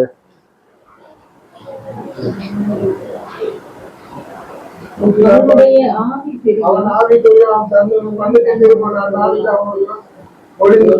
நாளைக்கு அவனை எதை அழிஞ்சிரும்? அவன் யோசனை அழிஞ்சு போய். கரெக்டா? மறிச்சாங்கல்ல, இவங்களுக்கு எதை அழியல? யோசனை அழியலையே. என்ன தெரியுது? எல்லாம் தெரியுது இல்ல? கரெக்டா? இப்ப அவர் பாதாளத்துக்கு போயிருக்காருன்னா என்ன எடுத்துக்குவீங்க நீங்க?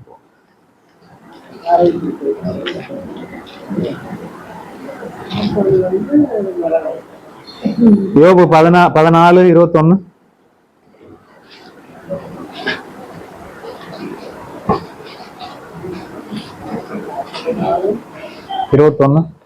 அவன் பிள்ளைகள் கனமடைந்ததாலும் அவர் உணரான். அதாவது ஒரு தகப்பன் இறந்துட்டாருன்னா அவன் பிள்ளைகள் கனமடைந்தாலும் அவன் என்ன பண்ண மாட்டான்? உணரான். அவர் சிறுமிப்பட்டாலும் அவர் ரொம்ப கஷ்டத்துல இருந்தாலும் என்ன பண்ண மாட்டான்? தெரியாது. ஏன்னா அவர் என்ன பண்ணிட்டாரு? மறிச்சிட்டார். அப்படின்னா தனக்கு அடுத்து இருக்கிற ஜெனரேஷன் என்ன ஆனாங்கன்னு யாருக்கு தெரியாதுங்க. மறிச்சவங்களுக்கு தெரியாது. அதான நிலைமை. ஆனா இவருக்கு என்ன தெரியுது? எல்லாமே தெரியுது. போய் சொல்லுன்னு சொல்றாருல. கரெக்டா? அவர் இப்ப எந்த பாதாளத்துக்கு போனாருன்னு கேக்குறாங்க. அதனாலதான் கேக்குறேன். மாற்றம் வந்துச்சு இல்லையா? Very good. அவ்வளவுதான். ஆக்சுவலா என்னன்னா பாதாளம்னா என்ன அர்த்தம்? நம்ம தமிழ்ல சில வார்த்தைகள் சேர்த்து எழுதுவோம், பிரித்து எழுதுவோம்ல. பாதாளத்தை பிரிச்சு சொல்லுங்க பார்ப்போம். பாதளம்.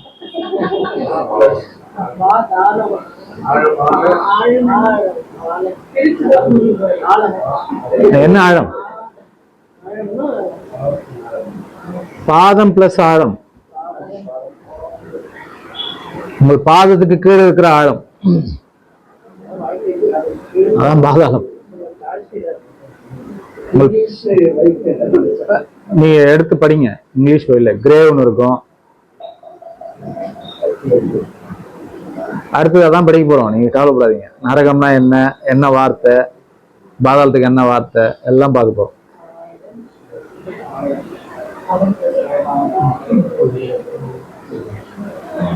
கிரேவ், பிட்டு எல்லாம் இருக்கும். கவலைப்படாதீங்க. சரி, பாதாளம் எங்க இருக்கு? மேல இருக்கா கீழே இருக்கா? கீழே. வசனம் படிக்கலாம். ஏசாயா 14:9.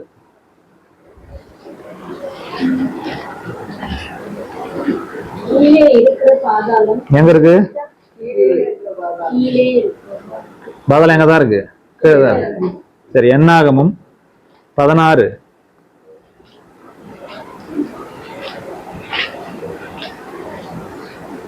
30 படிங்க.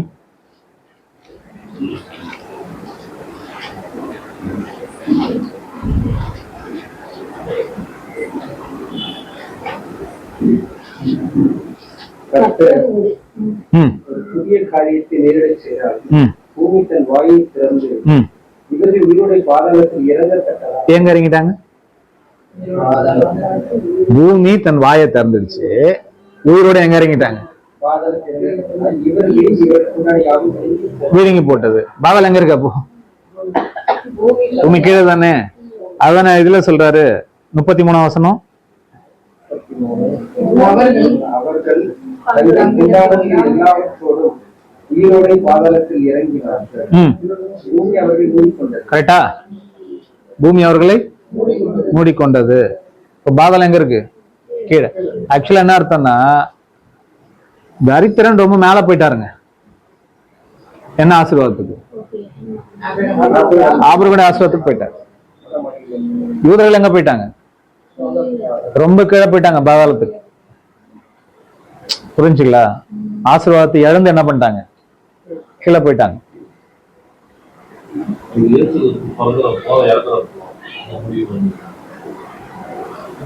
அப்போஸ்தலர் 13ஆம் அதிகாரம்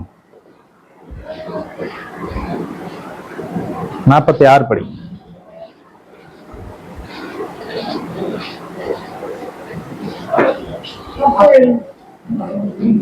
அப்பொழுது பவுலும் பர்னபாவும் தைரியம் கொண்டு அவர்களை நோக்கி, முதலாவது உங்களுக்கே தேவ வசனத்தை சொல்ல வேண்டியதா இருந்தது.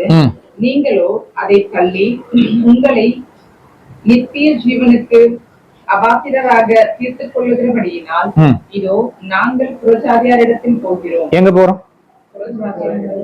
எங்க இருந்து எங்க போறாங்க? யூதர்கள் அதை ஏத்துக்கல. அபாத்திரராய் தீர்த்து கொண்டபடியினால் நாங்க எங்க போகிறோம்? புறஜாதியிடத்துக்கு போகிறோம். அழைப்பு எங்க வந்துடுச்சு? புறஜாதிக்கு வந்துடுச்சு. போய் எங்க உட்காந்துட்டாங்க? ஆபிரகாம் மடியில போய் உட்காந்துட்டாங்க புறஜாதி. இவங்க என்ன ஆயிட்டாங்க? இது எப்போன்னா இயேசு கிறிஸ்து மரிச்சு உயிர்த்து வந்துட்டார் இல்லையா? அப்போஸ்தலனாகிய பவுல் காலம் வரைக்கும் அவங்களுக்கு என்ன இருக்கு? அதனாலதான் இயேசு கிறிஸ்து தீர்க்க தரிசனமா சொல்றாரு. ப்ராபசி என்ன பேசு? அதான் பேர் அவரு ஏற்கனவே இருக்கும் போதே சொல்லிட்டு போயிட்டாரு. கம்ப்ளீட்டா போனது பவுலுடைய விஷயத்துல. கம்ப்ளீட்டா அவர்கள் அந்த அழைப்பு என்ன, ஏன்னா படிக்கலாம் பாருங்க. மத்தேயு 23 33 படிங்க, 37 படிங்க. எருசலேமே எருசலேமே, தீர்க்கதரிசிகளை கொலை செய்து உன்னிடத்தில் அனுப்பப்பட்டவர்களை கல்லெறிகிறவனே, கோழி தன் குஞ்சுகளை தன் சிறகுகளின் கீழ் கூட்டி சேர்த்துக் கொள்ளும் வண்ணமாக நான் எத்தனை தரமோ உன் பிள்ளைகளை கூட்டி சேர்த்துக் கொள்ள மனதாயிருந்தேன். உங்களுக்கோ மனம் இல்லாமல் போயிடுச்சு. உங்களுக்கு என்ன இல்ல? மனது இல்லாமல் போயிடுச்சு. உங்கள் வீடுனா என்ன சொல்றாருங்க? இல்ல, அவங்க வீடுன்றது அவங்க தேசம். அவங்க தேசம் ஆயிடும், பாழாக்கி விடப்பட்டுரும். நீங்க ஆளுன்ட்டாரு.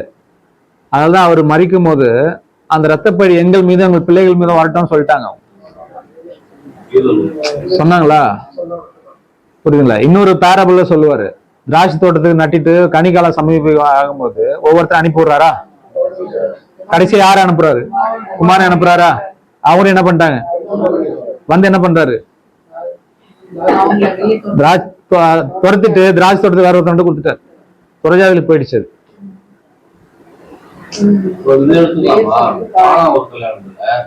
அவங்க வெளியே இருந்த கால கழுவுன ஒரு தண்ணி பந்தி காம்புறாரு. அதை எடுத்துக்கலாமா? அது வரைக்கும் வந்து கால கழுவு அதை வந்து அந்த தண்ணி எடுத்து பந்தி காம்புறாரு. அந்த பந்திரிகை தீர்ந்து போச்சு. அது இல்ல, அவங்க கையில இல்ல. அவங்க கால கழுவு இவ்வளவு வெளியே இருந்த நீ உங்களுக்கு பந்திரிகை போடா காம்புறாரு. அதை எடுத்துக்கலாமா? இல்ல இல்ல, தண்ணி எதை இடல்படுது? அப்படி கேட்கல. இது வரைக்கும் வந்து அது வந்து பந்திரிகை. அதுதான் சொல்ல வரேன். தண்ணி எதை இடல்படுத்தலாம்? ஜனங்களை இடல்படுத்தலாம். வேற என்ன இடல்படுத்தலாம்?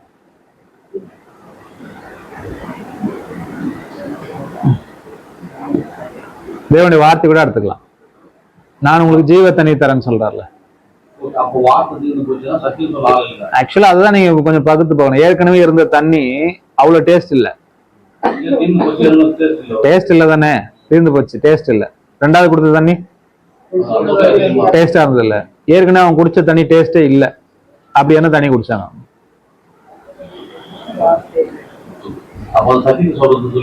இல்ல, ஏற்கனவே அவங்க குடிச்ச தண்ணி டேஸ்ட் இல்ல. நியாயப்பிரமாணம். அதுக்கப்புறம் இயேசு கிறிஸ்து வந்து கொடுக்குற தண்ணி ரொம்ப டேஸ்டா இருக்கும். புரியுங்களா? அப்படி யோசிங்க. அதுதான் கரெக்டா இருக்கும் ஆங்கிள். அந்த மாதிரி விஷயங்கள புரியுதுங்களா? இயேசு கிறிஸ்து வந்து அந்த குறைய நிவர்த்தி செஞ்சு அவர் கொடுக்குறாரு, இதை குடிங்கன்னு. இது எப்படி இருக்கு? நான் உங்கள் மேல என் நுகத்தை ஏற்றுவேன். அந்த நுகம் உங்களுக்கு எப்படி இருக்கும்? இலகுவா இருக்கும். கரெக்டா? புரிஞ்சுங்களா? அது அப்படிதான் அதை எடுத்துக்கணும். இப்போ மறுபடியும் வந்துடலாம். அப்போ எங்க போயிட்டாங்க இஸ்ரவேல் ஜனங்கள்?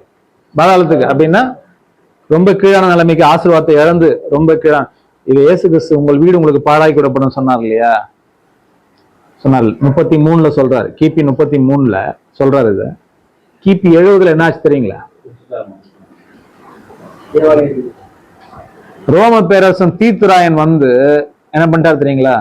கம்ப்ளீட்டா இஸ்ரேல் ஜனங்களை சிதறடிச்சிட்டான். அவர் முக்கிய வச்சதுதான் இவரு ஹிட்லர். அதுக்கப்புறம் ஹிட்லர் ஜெர்மன்ல. ஆமா, கம்ப்ளீட்டா சிதறப்பட்டு போனாங்கல்ல.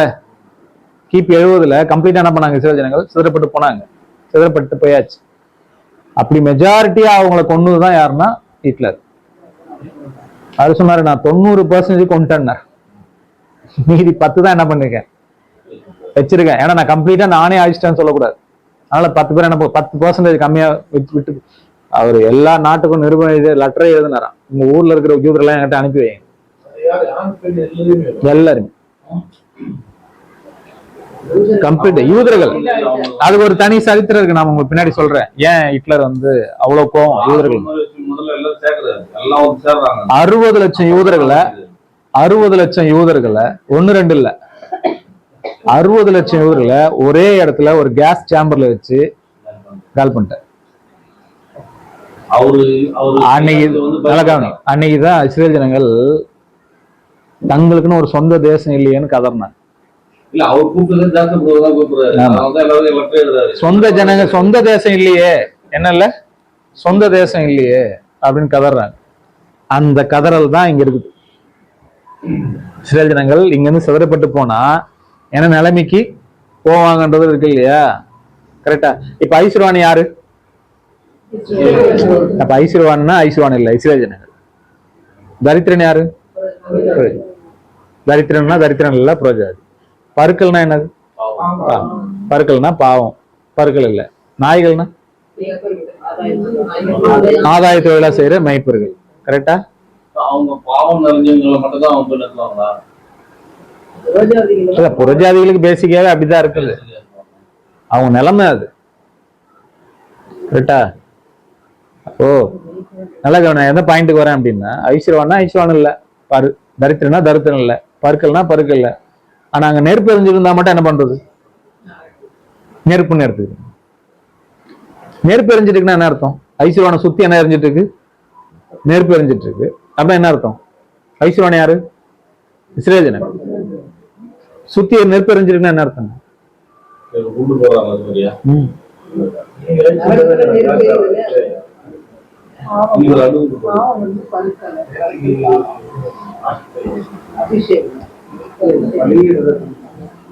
சரி படிங்க. ஏசாயா 66 15-16 படிங்க. இதோ தம்முடைய கோபத்தை உக்கிரமாகவும் தம்முடைய கடிந்து கொள்ளுதலை அக்னி ஜுவாலையாக பாருங்க, தம்முடைய கடிந்து கொள்ளுதலை என்னவாக அக்னி ஜுவாலையாக செலுத்த கர்த்தர் அக்னியோடு வருவார்னா என்ன அர்த்தம்? கையில நெருப்பு எடுத்து வருவாரா? Okay sir. நெருப்பு எடுத்துட்டு வர்றாருன்னா என்ன அர்த்தம்? செப்பனியா 3:8 படிங்க.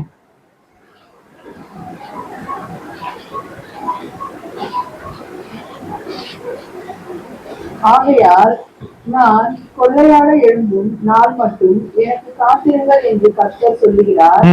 என் சினமாகிய உக்ர கோபத்தை எல்லாம் அவர்கள் மேல் சொரியும்படி ஜாதிகளை சேர்க்கவும் ராஜ்யங்களை கூட்டவும் நான் தீர்மானம் பண்ணினேன். பூமி எல்லாம் என் எரிச்சலின் அக்னியினால் அழியும். எதனால?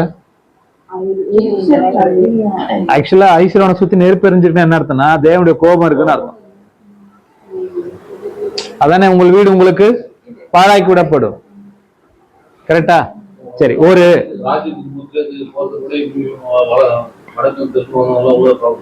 இல்ல அது வேற. இப்போ இந்த ஒரு பேரபிள் இருக்கு இல்லையா? ஒரு கல்யாண வஸ்திரம் தரித்திராத ஒருத்தனை கொண்டு வந்து ஒரு கல்யாணத்துக்கு விருந்துக்காக கூப்பிட போவாங்கல்ல, ஒரு காரணம் சொல்லுவாங்க. ஒரு பீரியட்ல கல்யாணத்துக்கு கூப்பிட போனவங்களே கொலை பண்றாங்க. ராஜா அதை கேள்விப்பட்டு என்ன பண்ணுவார் தெரியுங்களா? அதுக்கு ஒரு சம்பவம் செஞ்சுட்டு தான் அதை பண்ணுவார். படிக்கலாம் பாருங்க, மத்தேயு 22ஆம் அதிகாரம் 7ஆம் வசனம். ராஜா அதை கேள்விப்பட்டு கோபமடைந்து தன் சேனைகளை அனுப்பி அந்த கொலை பாதகரை அழித்து அவர்கள் பட்டணத்தையும் சுட்டெரித்தான். இதுதான் என்ன பண்ணிட்டான்? சுட்டெரித்து. இதுதான் தீத்ராயன் என்ன பண்ணது? கம்ப்ளீட்டா என்ன பண்ணிட்டாருன்னா தீக்கிரையாக்கிட்டார் இல்லையா? இஸ்ரேல் ஜனங்களை சுத்தி என்ன எரிஞ்சிட்டு இருக்கு? தேவனுடைய நியாய தீர்ப்பு எரிஞ்சிட்டு இருக்கு. இப்பதான் இஸ்ரேல் ஜனங்கள் அப்படின்னா ஐஸ்வர்யவான். இப்ப சொல்லுங்க, ஏன் மேல அப்பான்னு கூப்பிட்டா சொல்லுங்க? ஆபிரகாம் அவர் அப்பா தானே. ஆபிரகாம் இஸ்ரேல் ஜனங்களுக்கு அப்பா யார் தாங்க? ஆபிரகாம் தானே. அதனாலதான் தகப்பனாகிய ஆபிரகாம் அவர் என்ன கூப்பிட்டார்? மகனே. ரிலேஷன்ஷிப் அதுதான் ஐஸ்வர்யவான் இஸ்ரேல் ஜனங்கள், அப்பா மகன். புரியுதுங்களா? அப்ப சொல்லிட்டாரு. என்ன கேக்குறாரு? ஒரு டிராப் தண்ணி கொடுங்க. என்ன அர்த்தம்?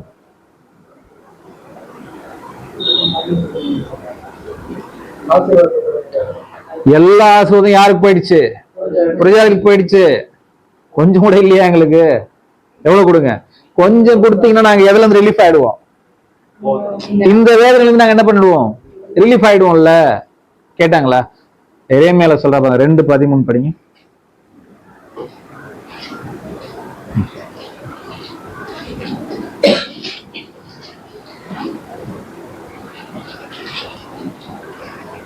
என் ஜனங்கள் 2 தீமைகள் செய்தார்கள். ஜீவ தண்ணீர் ஊற்றாகிய என்னை விட்டு விட்டார்கள். தண்ணீர் நிற்காத தொட்டிகளாகிய வெடித்துள்ள தொட்டிகளை தங்களுக்கு விட்டு விட்டார்கள். எவ்வளவு தண்ணி கேட்டாங்க? தேவன் அவங்களுக்கு எப்படி கொடுத்தாராம்? ஊற்றையே கொடுத்தாரு.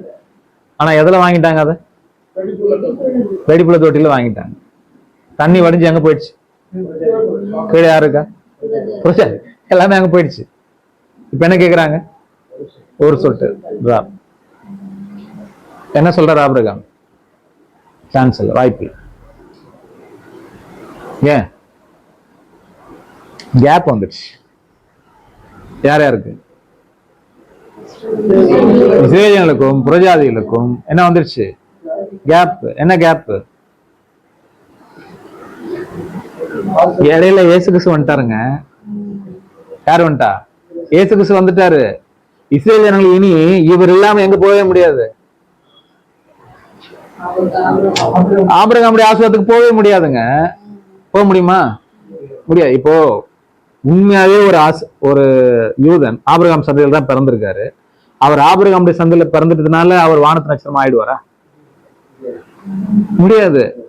அவர் யாரை ஏத்துக்கணும்?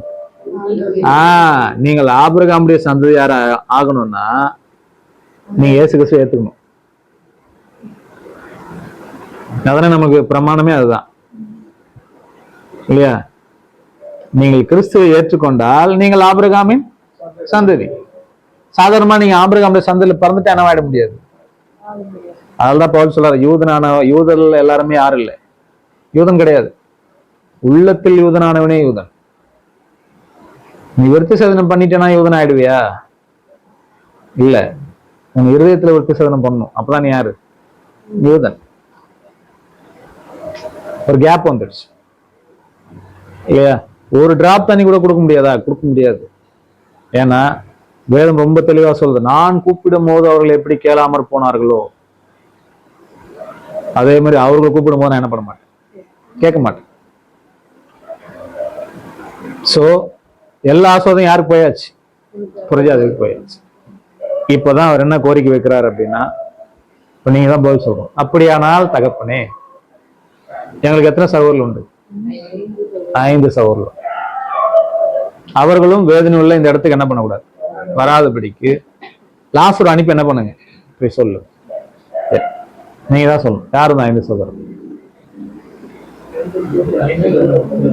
இல்ல, இப்ப இது 6, 7 போயிடுச்சு.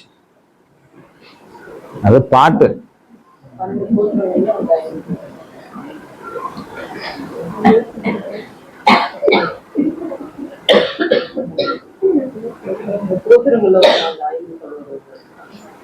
நல்ல யோசனை.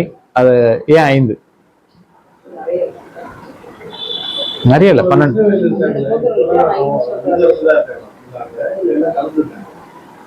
ரெண்டுமே இருக்காங்க. மேக்சிமம் யூதர்கள் தான் இருக்காங்க. சிதறி போனவங்களாம் வந்துட்டாங்க. எனக்கு 5 சகோதரர்கள் உண்டு. அதை யோசிங்க.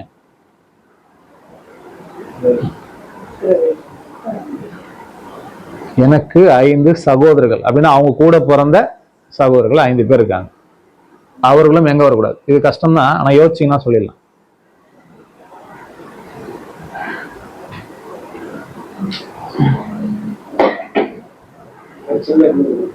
சின்ன பிள்ளை எங்க 5 ஸ்திரீ?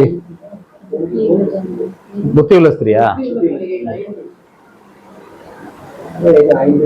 சரி, இப்ப இது நாம ஏற்கனவே பார்த்து யாருக்கிட்ட பேசிட்டு இருக்காருங்க? இத யூதர்கள் கிட்ட அதானே? யாருக்கிட்ட? யூதர்கள் கிட்ட. இத பேசும்போது யாரு இல்ல? 10 கோத்திரம் இல்ல.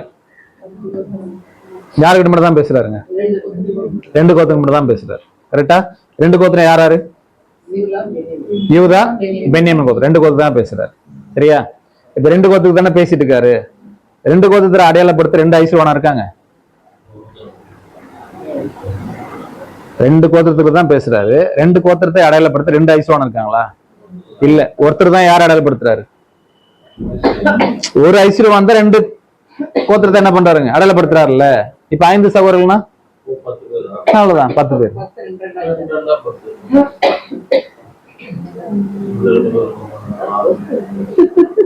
புரியலையா? அவ்வளவுதான். இப்ப அவங்க என்ன சொல்றாங்க யூதர்கள்? ஆக்சுவலா அதுக்கெல்லாம் நிறைய நிழல் இருக்கு. சொல்லுங்கன்னு சொல்றேன். அவங்களும் இந்த வாய்ப்பு என்ன பண்ற கூடாது. சிறைப்பட்டு போயிட்டாங்க இல்லையா, அவங்க தானே என் சகோதரர்கள். அவங்களும் இந்த வாய்ப்பு என்ன பண்ற கூடாது, இழந்துடக்கூடாது. யோசேப்பு இருக்கார் இல்லையா, யோசேப்புடைய ஃபர்ஸ்ட் அவர் எகிப்துக்கு போயிட்டார் இல்லையா. எகிப்துக்கு போகும்போது இங்க காணாமல பஞ்சம். அப்ப யோசேப்பு என்ன பண்ணுவாருன்னா, எல்லாரையும் கூட்டி எங்க வந்துருங்கன்னு பார்வோன், எகிப்துக்கு வந்துருங்கன்னு சொல்லுவார். பார்வோன் கிட்ட போய் யோசேப்பு பேச போவார். தன் சகோதரர்கள் 5 பேரை கூட்டு போவார். 5 பேரு இவரோட சேர்த்து 6 பேரு ஃபுல் ரெப்ரசென்ட் பண்றது 12 கோத்திரத்தையும். அது யோசேப்போட சேர்த்து எத்தனை பேரு? 5 சகோதரர்கள் இல்லையா, மொத்தம் 6 பேரு. 6 பேர் எதை ரெப்ரசென்ட் பண்றாங்கன்னா, ஒட்டுமொத்த 12 கோத்திரத்தை ரெப்ரசென்ட் பண்றது. தன் சகோதரர்கள் 5 பேரை கூட்டு போனான்னு அவசரம் இருக்கும். நான் எடுக்கல, அவ்வளவுதான். 2 பேர். 2 பேருக்கு போறாரு. கரெக்ட். சரி, தாவீது எத்தனை கல் எடுத்தார்? அவர் யூதா கோத்திரம். அவர் என்ன கோத்திரம்? யூதா கோத்திரம். ஆமா, 5 மொத்தம் 6 ரெப்ரசென்ட் பண்றது யாருன்னா, மொத்தம் ஒட்டுமொத்த இஸ்ரேல் தேசத்தை 12 கோத்திரத்தை. புரியுதுங்களா? எனக்கு 5 சகோதரர்கள் இருக்காங்கன்னா என்ன அர்த்தம்னா, இன்னும் எத்தனை பேர் இருக்காங்கன்னா 10 கோத்திரம் இருக்காங்க. இதெல்லாம் தலைக்குள்ள நின்று தண்ணி குடிச்சாலும் என்ன பண்ண முடியாது, புரிஞ்சிக்க முடியாது. பட் அந்த ரூட்டை கண்டுபிடிக்கணும். நீங்க எதை, அந்த பேரபிள் ஸ்டார்ட் பண்றீங்கல்ல, அந்த பேரபிள் எதுக்காக சொல்றாருன்னு அந்த ரூட் என்ன பண்ணும் கண்டுபிடிச்சீங்கன்னா, உங்களை அழகா தேவன் என்ன பண்ணுவாங்க, கைட் பண்ணுவார். ஓகே, இப்ப என்ன சொல்றாருன்னா, லாசரு அனுப்பி போய் என்ன பண்ணுங்க கொஞ்சம் சொல்லுங்க. அப்படி என்ன அர்த்தம்? போய் சொல்லுங்க. இப்ப என்ன ஆச்சு தெரியுங்களா? அவர் சொல்றாரு, அவர்களுக்கு மோசையின் தீர்க்கதரிசி இருக்காங்க. யாருக்கு? 10 கோத்திரத்துக்கு. 10 கோத்திரத்துக்கு யாரு இருக்கா? மோசையும் தீர்க்கதரிசி. அப்ப என்ன அர்த்தம்? நீங்க சொன்னீங்களே, 10 கோத்திரத்தார் கையில என்ன இருக்கு? நியாயப்பிரமாணம். அப்புறம்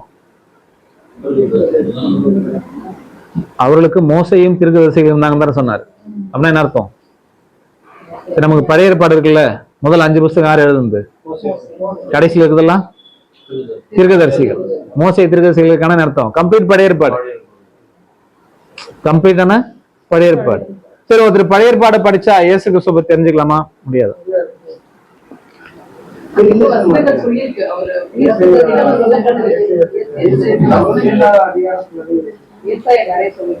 சரி, படிக்கலாம். யோவான் 1ஆம் அதிகாரம்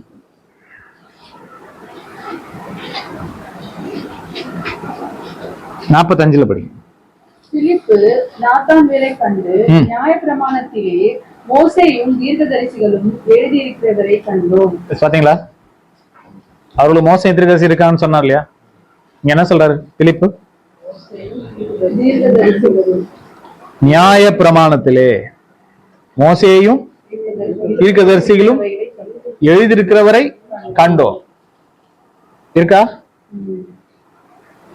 இப்போ எம்மா ஒரு சீஷர்கள் கூட போனாருங்களா இயேசு கிறிஸ்து? எதை விவரிச்சு காமிச்சாரா? இல்ல, படிக்கலாமா லூக்கா? இல்ல இல்ல இல்ல, அதான் முக்கியமான வார்த்தை. 24ஆம் அதிகாரம் 27ஆம் வசனம். மோசே முதலிய சகல தீர்க்கதரிசிகளும் எழுதின வேத வாக்கியங்கள் எல்லாவற்றிலும் தம்மை குறித்து சொல்லியவைகளை அவர்களுக்கு விவரித்து காண்பித்தார். கரெக்டா? மோசேவும் தீர்க்கதரிசிகளும் தன்னை குறித்து சொல்லப்பட்ட என்ன பண்ணாங்க? விவரித்து காண்பித்தார். உடனே அவங்க இருதயம் என்ன பண்ணுச்சு? எம்மா ஒரு சீஷர்கள் அவங்க இருதயம் கொழுந்து விட்டு எரிஞ்சிச்சு. கரெக்டா? அப்போ மோசேயின் மோசே தீர்க்கதரிசிகள் தம்மை குறித்து எழுதியிருக்கிறதை காண்பிச்சார். மோசே இயேசுவை பத்தி பேசியிருக்காரா?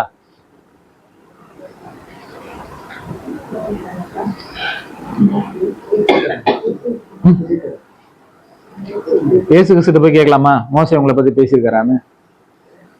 படிக்கலாமா? யோவான் 5ஆம் அதிகாரம். சரி படிக்கலாம். யோவான் 5ஆம் அதிகாரம் 46 படிங்க. நீங்கள் மோசேயை விசுவாசித்திற்கு இருந்தீர்களானால் என்னையும் விசுவாசித்தீர்கள்.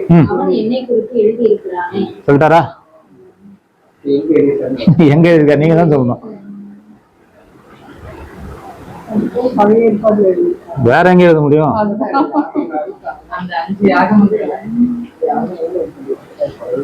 இயேசு கிறிஸ்து சொல்லிட்டாரு, நீங்க மோசேயை விசுவாசிங்கன்னா என்னென்ன பண்ணுவீங்க? விசுவாசிப்பீங்க. அவன் யாரை குறிச்சு எழுதிருக்கானே? என்னை குறிச்சு எழுதிருக்கானே. இல்ல இப்ப இதுக்கு வந்துருங்க. மோசே சங்கீதம் எழுதிருக்காரு தான், 90ஆம் சங்கீதம். சரி, ஒரு வசனம் படிக்கலாம். அப்போஸ்தலர் 7ஆம் அதிகாரம்.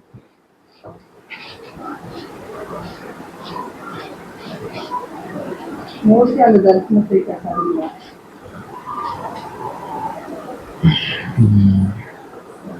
37ஆம் வசனம் படிங்க. இஸ்ரவேலை நோக்கி, உங்கள் தேவனாகிய கர்த்தர் உங்கள் சகோதரரில் இருந்து என்னை போல ஒரு தீர்க்கதரிசியை உங்களுக்காக எழுப்ப பண்ணுவார். அவருக்கு செவி கொடுப்பீர்களாக என்று சொன்னவர் இந்த மோசேயே. இதான் சொன்னார். என்ன சொன்னாரு? என்னை போல ஒரு தீர்க்கதரிசி என்ன பண்ணுவார்? உங்களிடத்தில் எழும்ப பண்ணுவார். எங்க சொல்லிருக்காரு? உபாகமம் 18-15 படிங்க. உன் தேவனாகிய கர்த்தர் என்னை போல ஒரு தீர்க்கதரிசி உனக்காக ஒரு நடுவே ஒரு சகோதரரிலிருந்து எழும்ப பண்ணுவார். அவருக்கு செவி கொடுப்பீர்களாக. அவருக்கு என்ன பண்ணுவீர்களாக? செவி கொடுப்பீர்களாக. கரெக்டா? அப்போ மோசே தீர்க்கதரிசிகள் எல்லாரும் யாரை பத்தி எழுதியிருக்காங்க? மாணவராய் இயேசு கிறிஸ்து பத்தி. அதனாலதான் அவர் சொல்றாரு, அவர்களுக்கு யாருக்கா? மோசேயும் தீர்க்கதரிசிகள் இருக்கிறாங்க. இப்ப அவங்க அதை படிச்சாலே என்ன பண்ணலாம்? ஒருத்தர் நியாயப்பிரமாணத்தை கரெக்டா படிச்சிட்டாருன்னு வச்சுக்கோங்க, நியாயப்பிரமாணம் அவங்களை எங்க வழிநடத்தும் தெரியுமா? எங்க வழிநடத்தும்?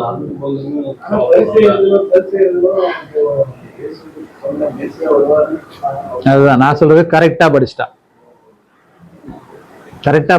பாருங்க. கலாத்தியர் 3:24 படிங்க.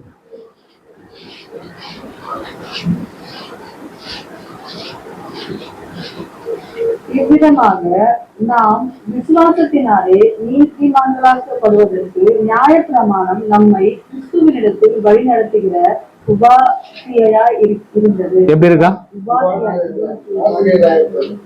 கிறிஸ்துவினிடத்தில் வழி நடத்துகிற உபாத்தி. நியாயப்பிரமாணம் உபாத்தினா நம்ம கை பிடிச்சு கூட்டு போவோம், வழி நடத்துறது. நியாயப்பிரமாணம் யார்கிட்ட தான் கொண்டு போவோம்? கரெக்டா இயேசு கிறிஸ்து தான் கொண்டு போவோம். ஏன்னா தீர்க்கதரிசிகள் எல்லாமே கரெக்டா எங்க கொண்டு வந்துடும்? இயேசு கிறிஸ்து கொண்டு வந்துடும். புரியுதுங்களா? அப்போ அவர்களுக்கு யார் இருக்கா? மோசேயும் தீர்க்கதரிசிகள் இருக்காங்கன்னு சொல்லி இவர் சொல்றாரு. இல்ல மதித்தோர் நோத்தை எழுந்து போனா என்ன பண்ணுவான்? நம்புவான். ஆக்சுவலா பாருங்க, மோசே இஸ்ரேல் தானே, தீர்க்கதரிசிகள் யார் தான்? இஸ்ரேல் தானே. ஒரு இஸ்ரேலன் சொல்லி ஒரு இஸ்ரேலன் கேட்கலன்னா புறஜாதி சொல்லி கேட்பாங்களா? கேட்பாங்க. அதான் சொல்றாரு அவர். ஏன்னா அவரோட மோசையின் தீர்க்கதரிசிகளுக்குமே செவி கொடுக்காவிட்டா மருத்துவர் ஒருத்தர் இறந்து போனா என்ன பண்ண மாட்டாங்க? நம்ப மாட்டாங்க. சரி, இப்போ இந்த சம்பவத்தை விட்டுருங்க. இதே லாசருன்ற பேர்ல ஒருத்தர் இருந்தார், மரியாளுடைய தம்பி சகோதரர் இருந்தார்ல, அவர் மறிச்சிட்டார்ல. 4 நாளுக்கு அப்புறம் இயேசு உயிர்த்து எழுப்பினார். மரித்தோர்ல இருந்து அவர் எழுந்து உட்காந்துட்டாரா? மறிச்சு எழுப்பிட்டார்ல. எழுப்பிட்டு இப்ப எல்லாரும் இந்த கீர்த்தி உலக தேசம் எங்கே பரவிடுச்சு. எல்லாரும் கிளம்பி வராங்க. இயேசு கிறிஸ்து பார்க்க இல்ல, லாசரை பார்க்க. இப்ப என்னாச்சு தெரியுங்களா? படிங்க யோவான் 12ஆம் அதிகாரம் 10ஆம் வசனம். லாசரு நிமித்தமாக யூதர்களில் அநேகர் போய் இயேசுவினிடத்தில் விசுவாசம் வைத்து வருகிறார். பிரதான ஆசாரியர்கள் லாசருவையும் கொலை செய்ய ஆலோசனை பண்ணினார். இதுதான் மரித்தோர்ந்து ஒருத்தர் எழுந்து போய் சொன்னாலும் இந்த நிலைமை தான். மரிச்சிருந்து ஒருத்தர் எழுந்தன வந்திருக்கான், எழுந்தன வந்திருக்கான். இப்ப என்ன பண்ணணும்? விசுவாசிக்கணும்ல இயேசு கிறிஸ்துவ. இப்ப என்ன என்ன என்ன நிலைமை? இயேசு கிறிஸ்துவ விடு, ஃபர்ஸ்ட் யாரை காலி பண்ணு? லாசரை காலி பண்ணு. இதுதான் உங்க நிலைமை. ஆமா, எவிடன்ஸ் க்ளோஸ் பண்ணு. இதுதான் உங்க நிலைமை. புரியுதுங்களா? அப்ப என்ன அர்த்தம்? மோசேக்கு தீர்க்கதரிசிக்கு ஒருத்தர் செவி கொடாவிட்டால் மரித்தோர்ந்து எழுந்து போனா கூட உங்களை என்ன பண்ண மாட்டான்? நம்ப மாட்டான். சரியா? சரி, இப்ப நீங்க தான் சொல்லணும். நீங்க படிச்சல எங்கேயாவது பரலோக நரகத்தை பத்தி பேசியிருக்கா? நம்ம படிச்சோம்ல அந்த பேரபிள், இதுல எங்கேயாவது பரலோக நரகத்தை பத்தி பேசியிருக்கா? இல்ல. இஸ்ரேல் ஜனங்கள் தங்கள் வாய்ப்பை இழப்பதையும் இழந்து போவதையும் புறஜாதிகள் அதை பெற்றுக்கொள்வதை பத்தி தான் பேசு. கரெக்டா? எப்படி அவங்க இழந்துருவாங்க அப்படின்றத பேசுது. அதே சமயம் அவங்க எப்படி பெற்றுக்கொள்வார்கள் அப்படின்னு பேசுது. எப்படி புறஜாதி ஆபிரகாமுக்கு பிள்ளையா மாறினார்ன்றத பேசுது. இயேசு கிறிஸ்து இஸ்ரேல் ஜனங்கள் கிட்ட போய் நீங்க ஐஸ்வர்யவானா இருக்கிறீங்க, இன்னும் கொஞ்ச நாள் அழிஞ்சிருவீங்கன்றத அவங்ககிட்ட என்ன பண்றாருங்க? சொல்றாரு. கரெக்டா? இந்த ஐஸ்வர்யம் உங்களுக்கு தொடர்ந்து என்ன பண்ணாது? நிலை நிற்காது. நீங்க யாரெல்லாம் வெறுத்து ஒதுக்குறீங்களோ அவன் உங்களுக்கு முன்னாடி என்ன ஆயிடுவான்? ஆபிரகாம் பிள்ளையா மாறிடுவான்.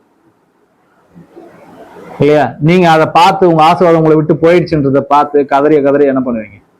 அழுவீங்க. கொஞ்சம் ஆசீர்வாதம் கூட இல்லையான்றத நீங்க இயேசு கிறிஸ்துகிட்ட என்ன பண்ணுவீங்க? கேட்பீங்க. இல்லையா? உங்களுக்கு இருக்கிற இந்த அதனாலதான் இயேசு கிறிஸ்து ஏன் எருசலேம் பார்த்து கண்ணீர் விடுறாரு? அவங்க கண்ணீர் விட போறாங்க.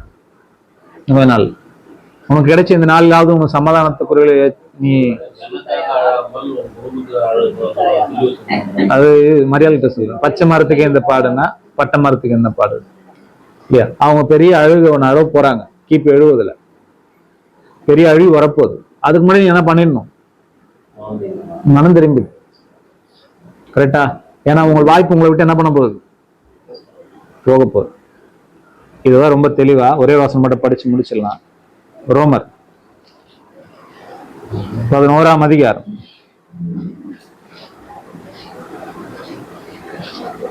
17ஆம் வசனம். சில கிளைகளுக்கு முடிச்சு போடப்பட்டிருக்க. யார் அந்த கிளைகள்? இஸ்ரேல் ஜனங்கள். ஆக்சுவலா என்னன்னா, ஒரு ஒலிவ மரம் இருக்கு. ஒலிவ மரத்துல ஒரு கிளை வளர்ந்து தேவன் என்ன பண்ணிட்டாராம்?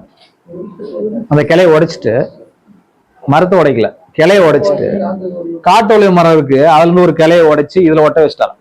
அது யாரு? புறஜாதி. ஒட்ட வச்சுட்டு என்ன சொல்றாரு இப்போ? ஒட்ட வைக்கப்பட்டு ஒலிவ மரத்தின் வேருக்கும் சாரத்துக்கும் உடன் பங்காளிகளா இருந்தாயானால் ஆயிடுச்சு. அது அந்த ஒலிவ மரத்துக்கே உண்டான பிளஸிங்ல என்ன ஆயிடுச்சு? அது இணைக்கப்பட்டுடுச்சு.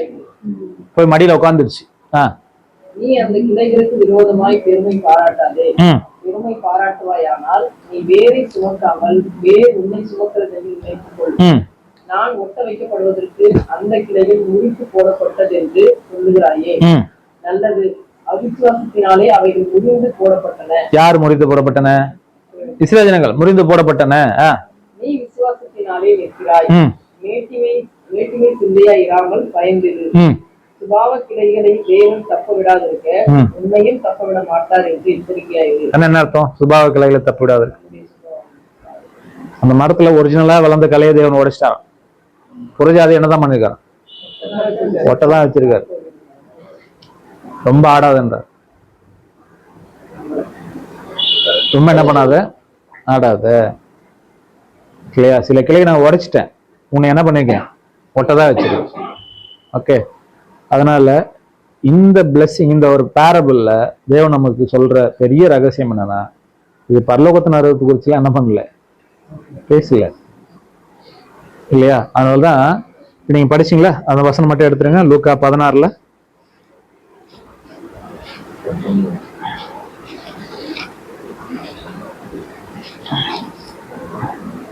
16 படிங்க. நியாய பிரமாணமும் தீர்க்க தரிசன வாக்கியங்களும் யோவான் வரைக்கும் வழங்கி வந்தது. அது முதல் தேவனுடைய ராஜ்யம் சுவிசேஷமாய் அறிவிக்கப்பட்டது. நியாய பிரமாணமும் தீர்க்க தரிசன வாக்கியங்களும் யார் வரைக்கும்? யோவான் வரைக்கும் வழங்கப்பட்டது.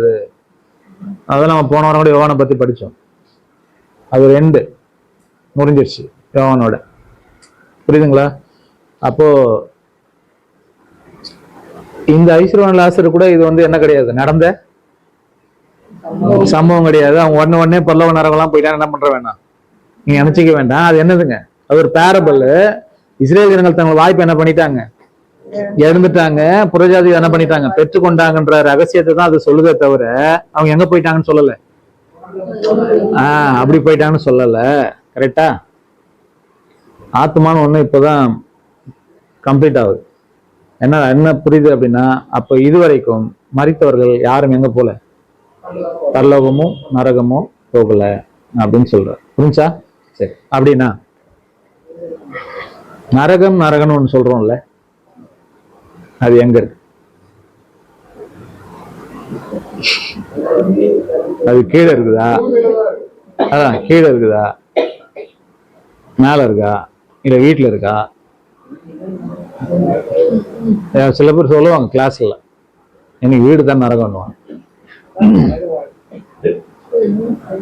நான் சொல்ற நிஜமான ஒரு நரகம் அது எங்க இருக்குது அப்படின்றத நம்ம அடுத்த கிளாஸ் என்ன பண்ண போறோம்னா படிக்க போறோம். ஓகே, யாரும் மிஸ் பண்றாதீங்க. அடுத்த வாரம் எங்க போக போறோம்? நரகம் எப்படிதான் இருக்குன்னு என்ன பண்ணலாம், பார்த்துட்டு வரலாம். ஓகே, நிறைய கட்டுக்கதைகள்லாம் இருக்குதுல்ல, அதெல்லாம் நம்ம பார்த்துட்டு வசனம் என்ன சொல்லுதுன்னு என்ன பண்ணலாம், படிக்கலாம். கட்டுக்கதையை பார்க்கல, என்னென்ன சொல்றாங்கன்றதை உங்களுக்கு சொல்றேன். ஓகே, வேற சந்தேகம் இருக்கா? முடிச்சுலாமா? ஓகே, ஒரு ப்ரே பண்ணி முடிச்சு.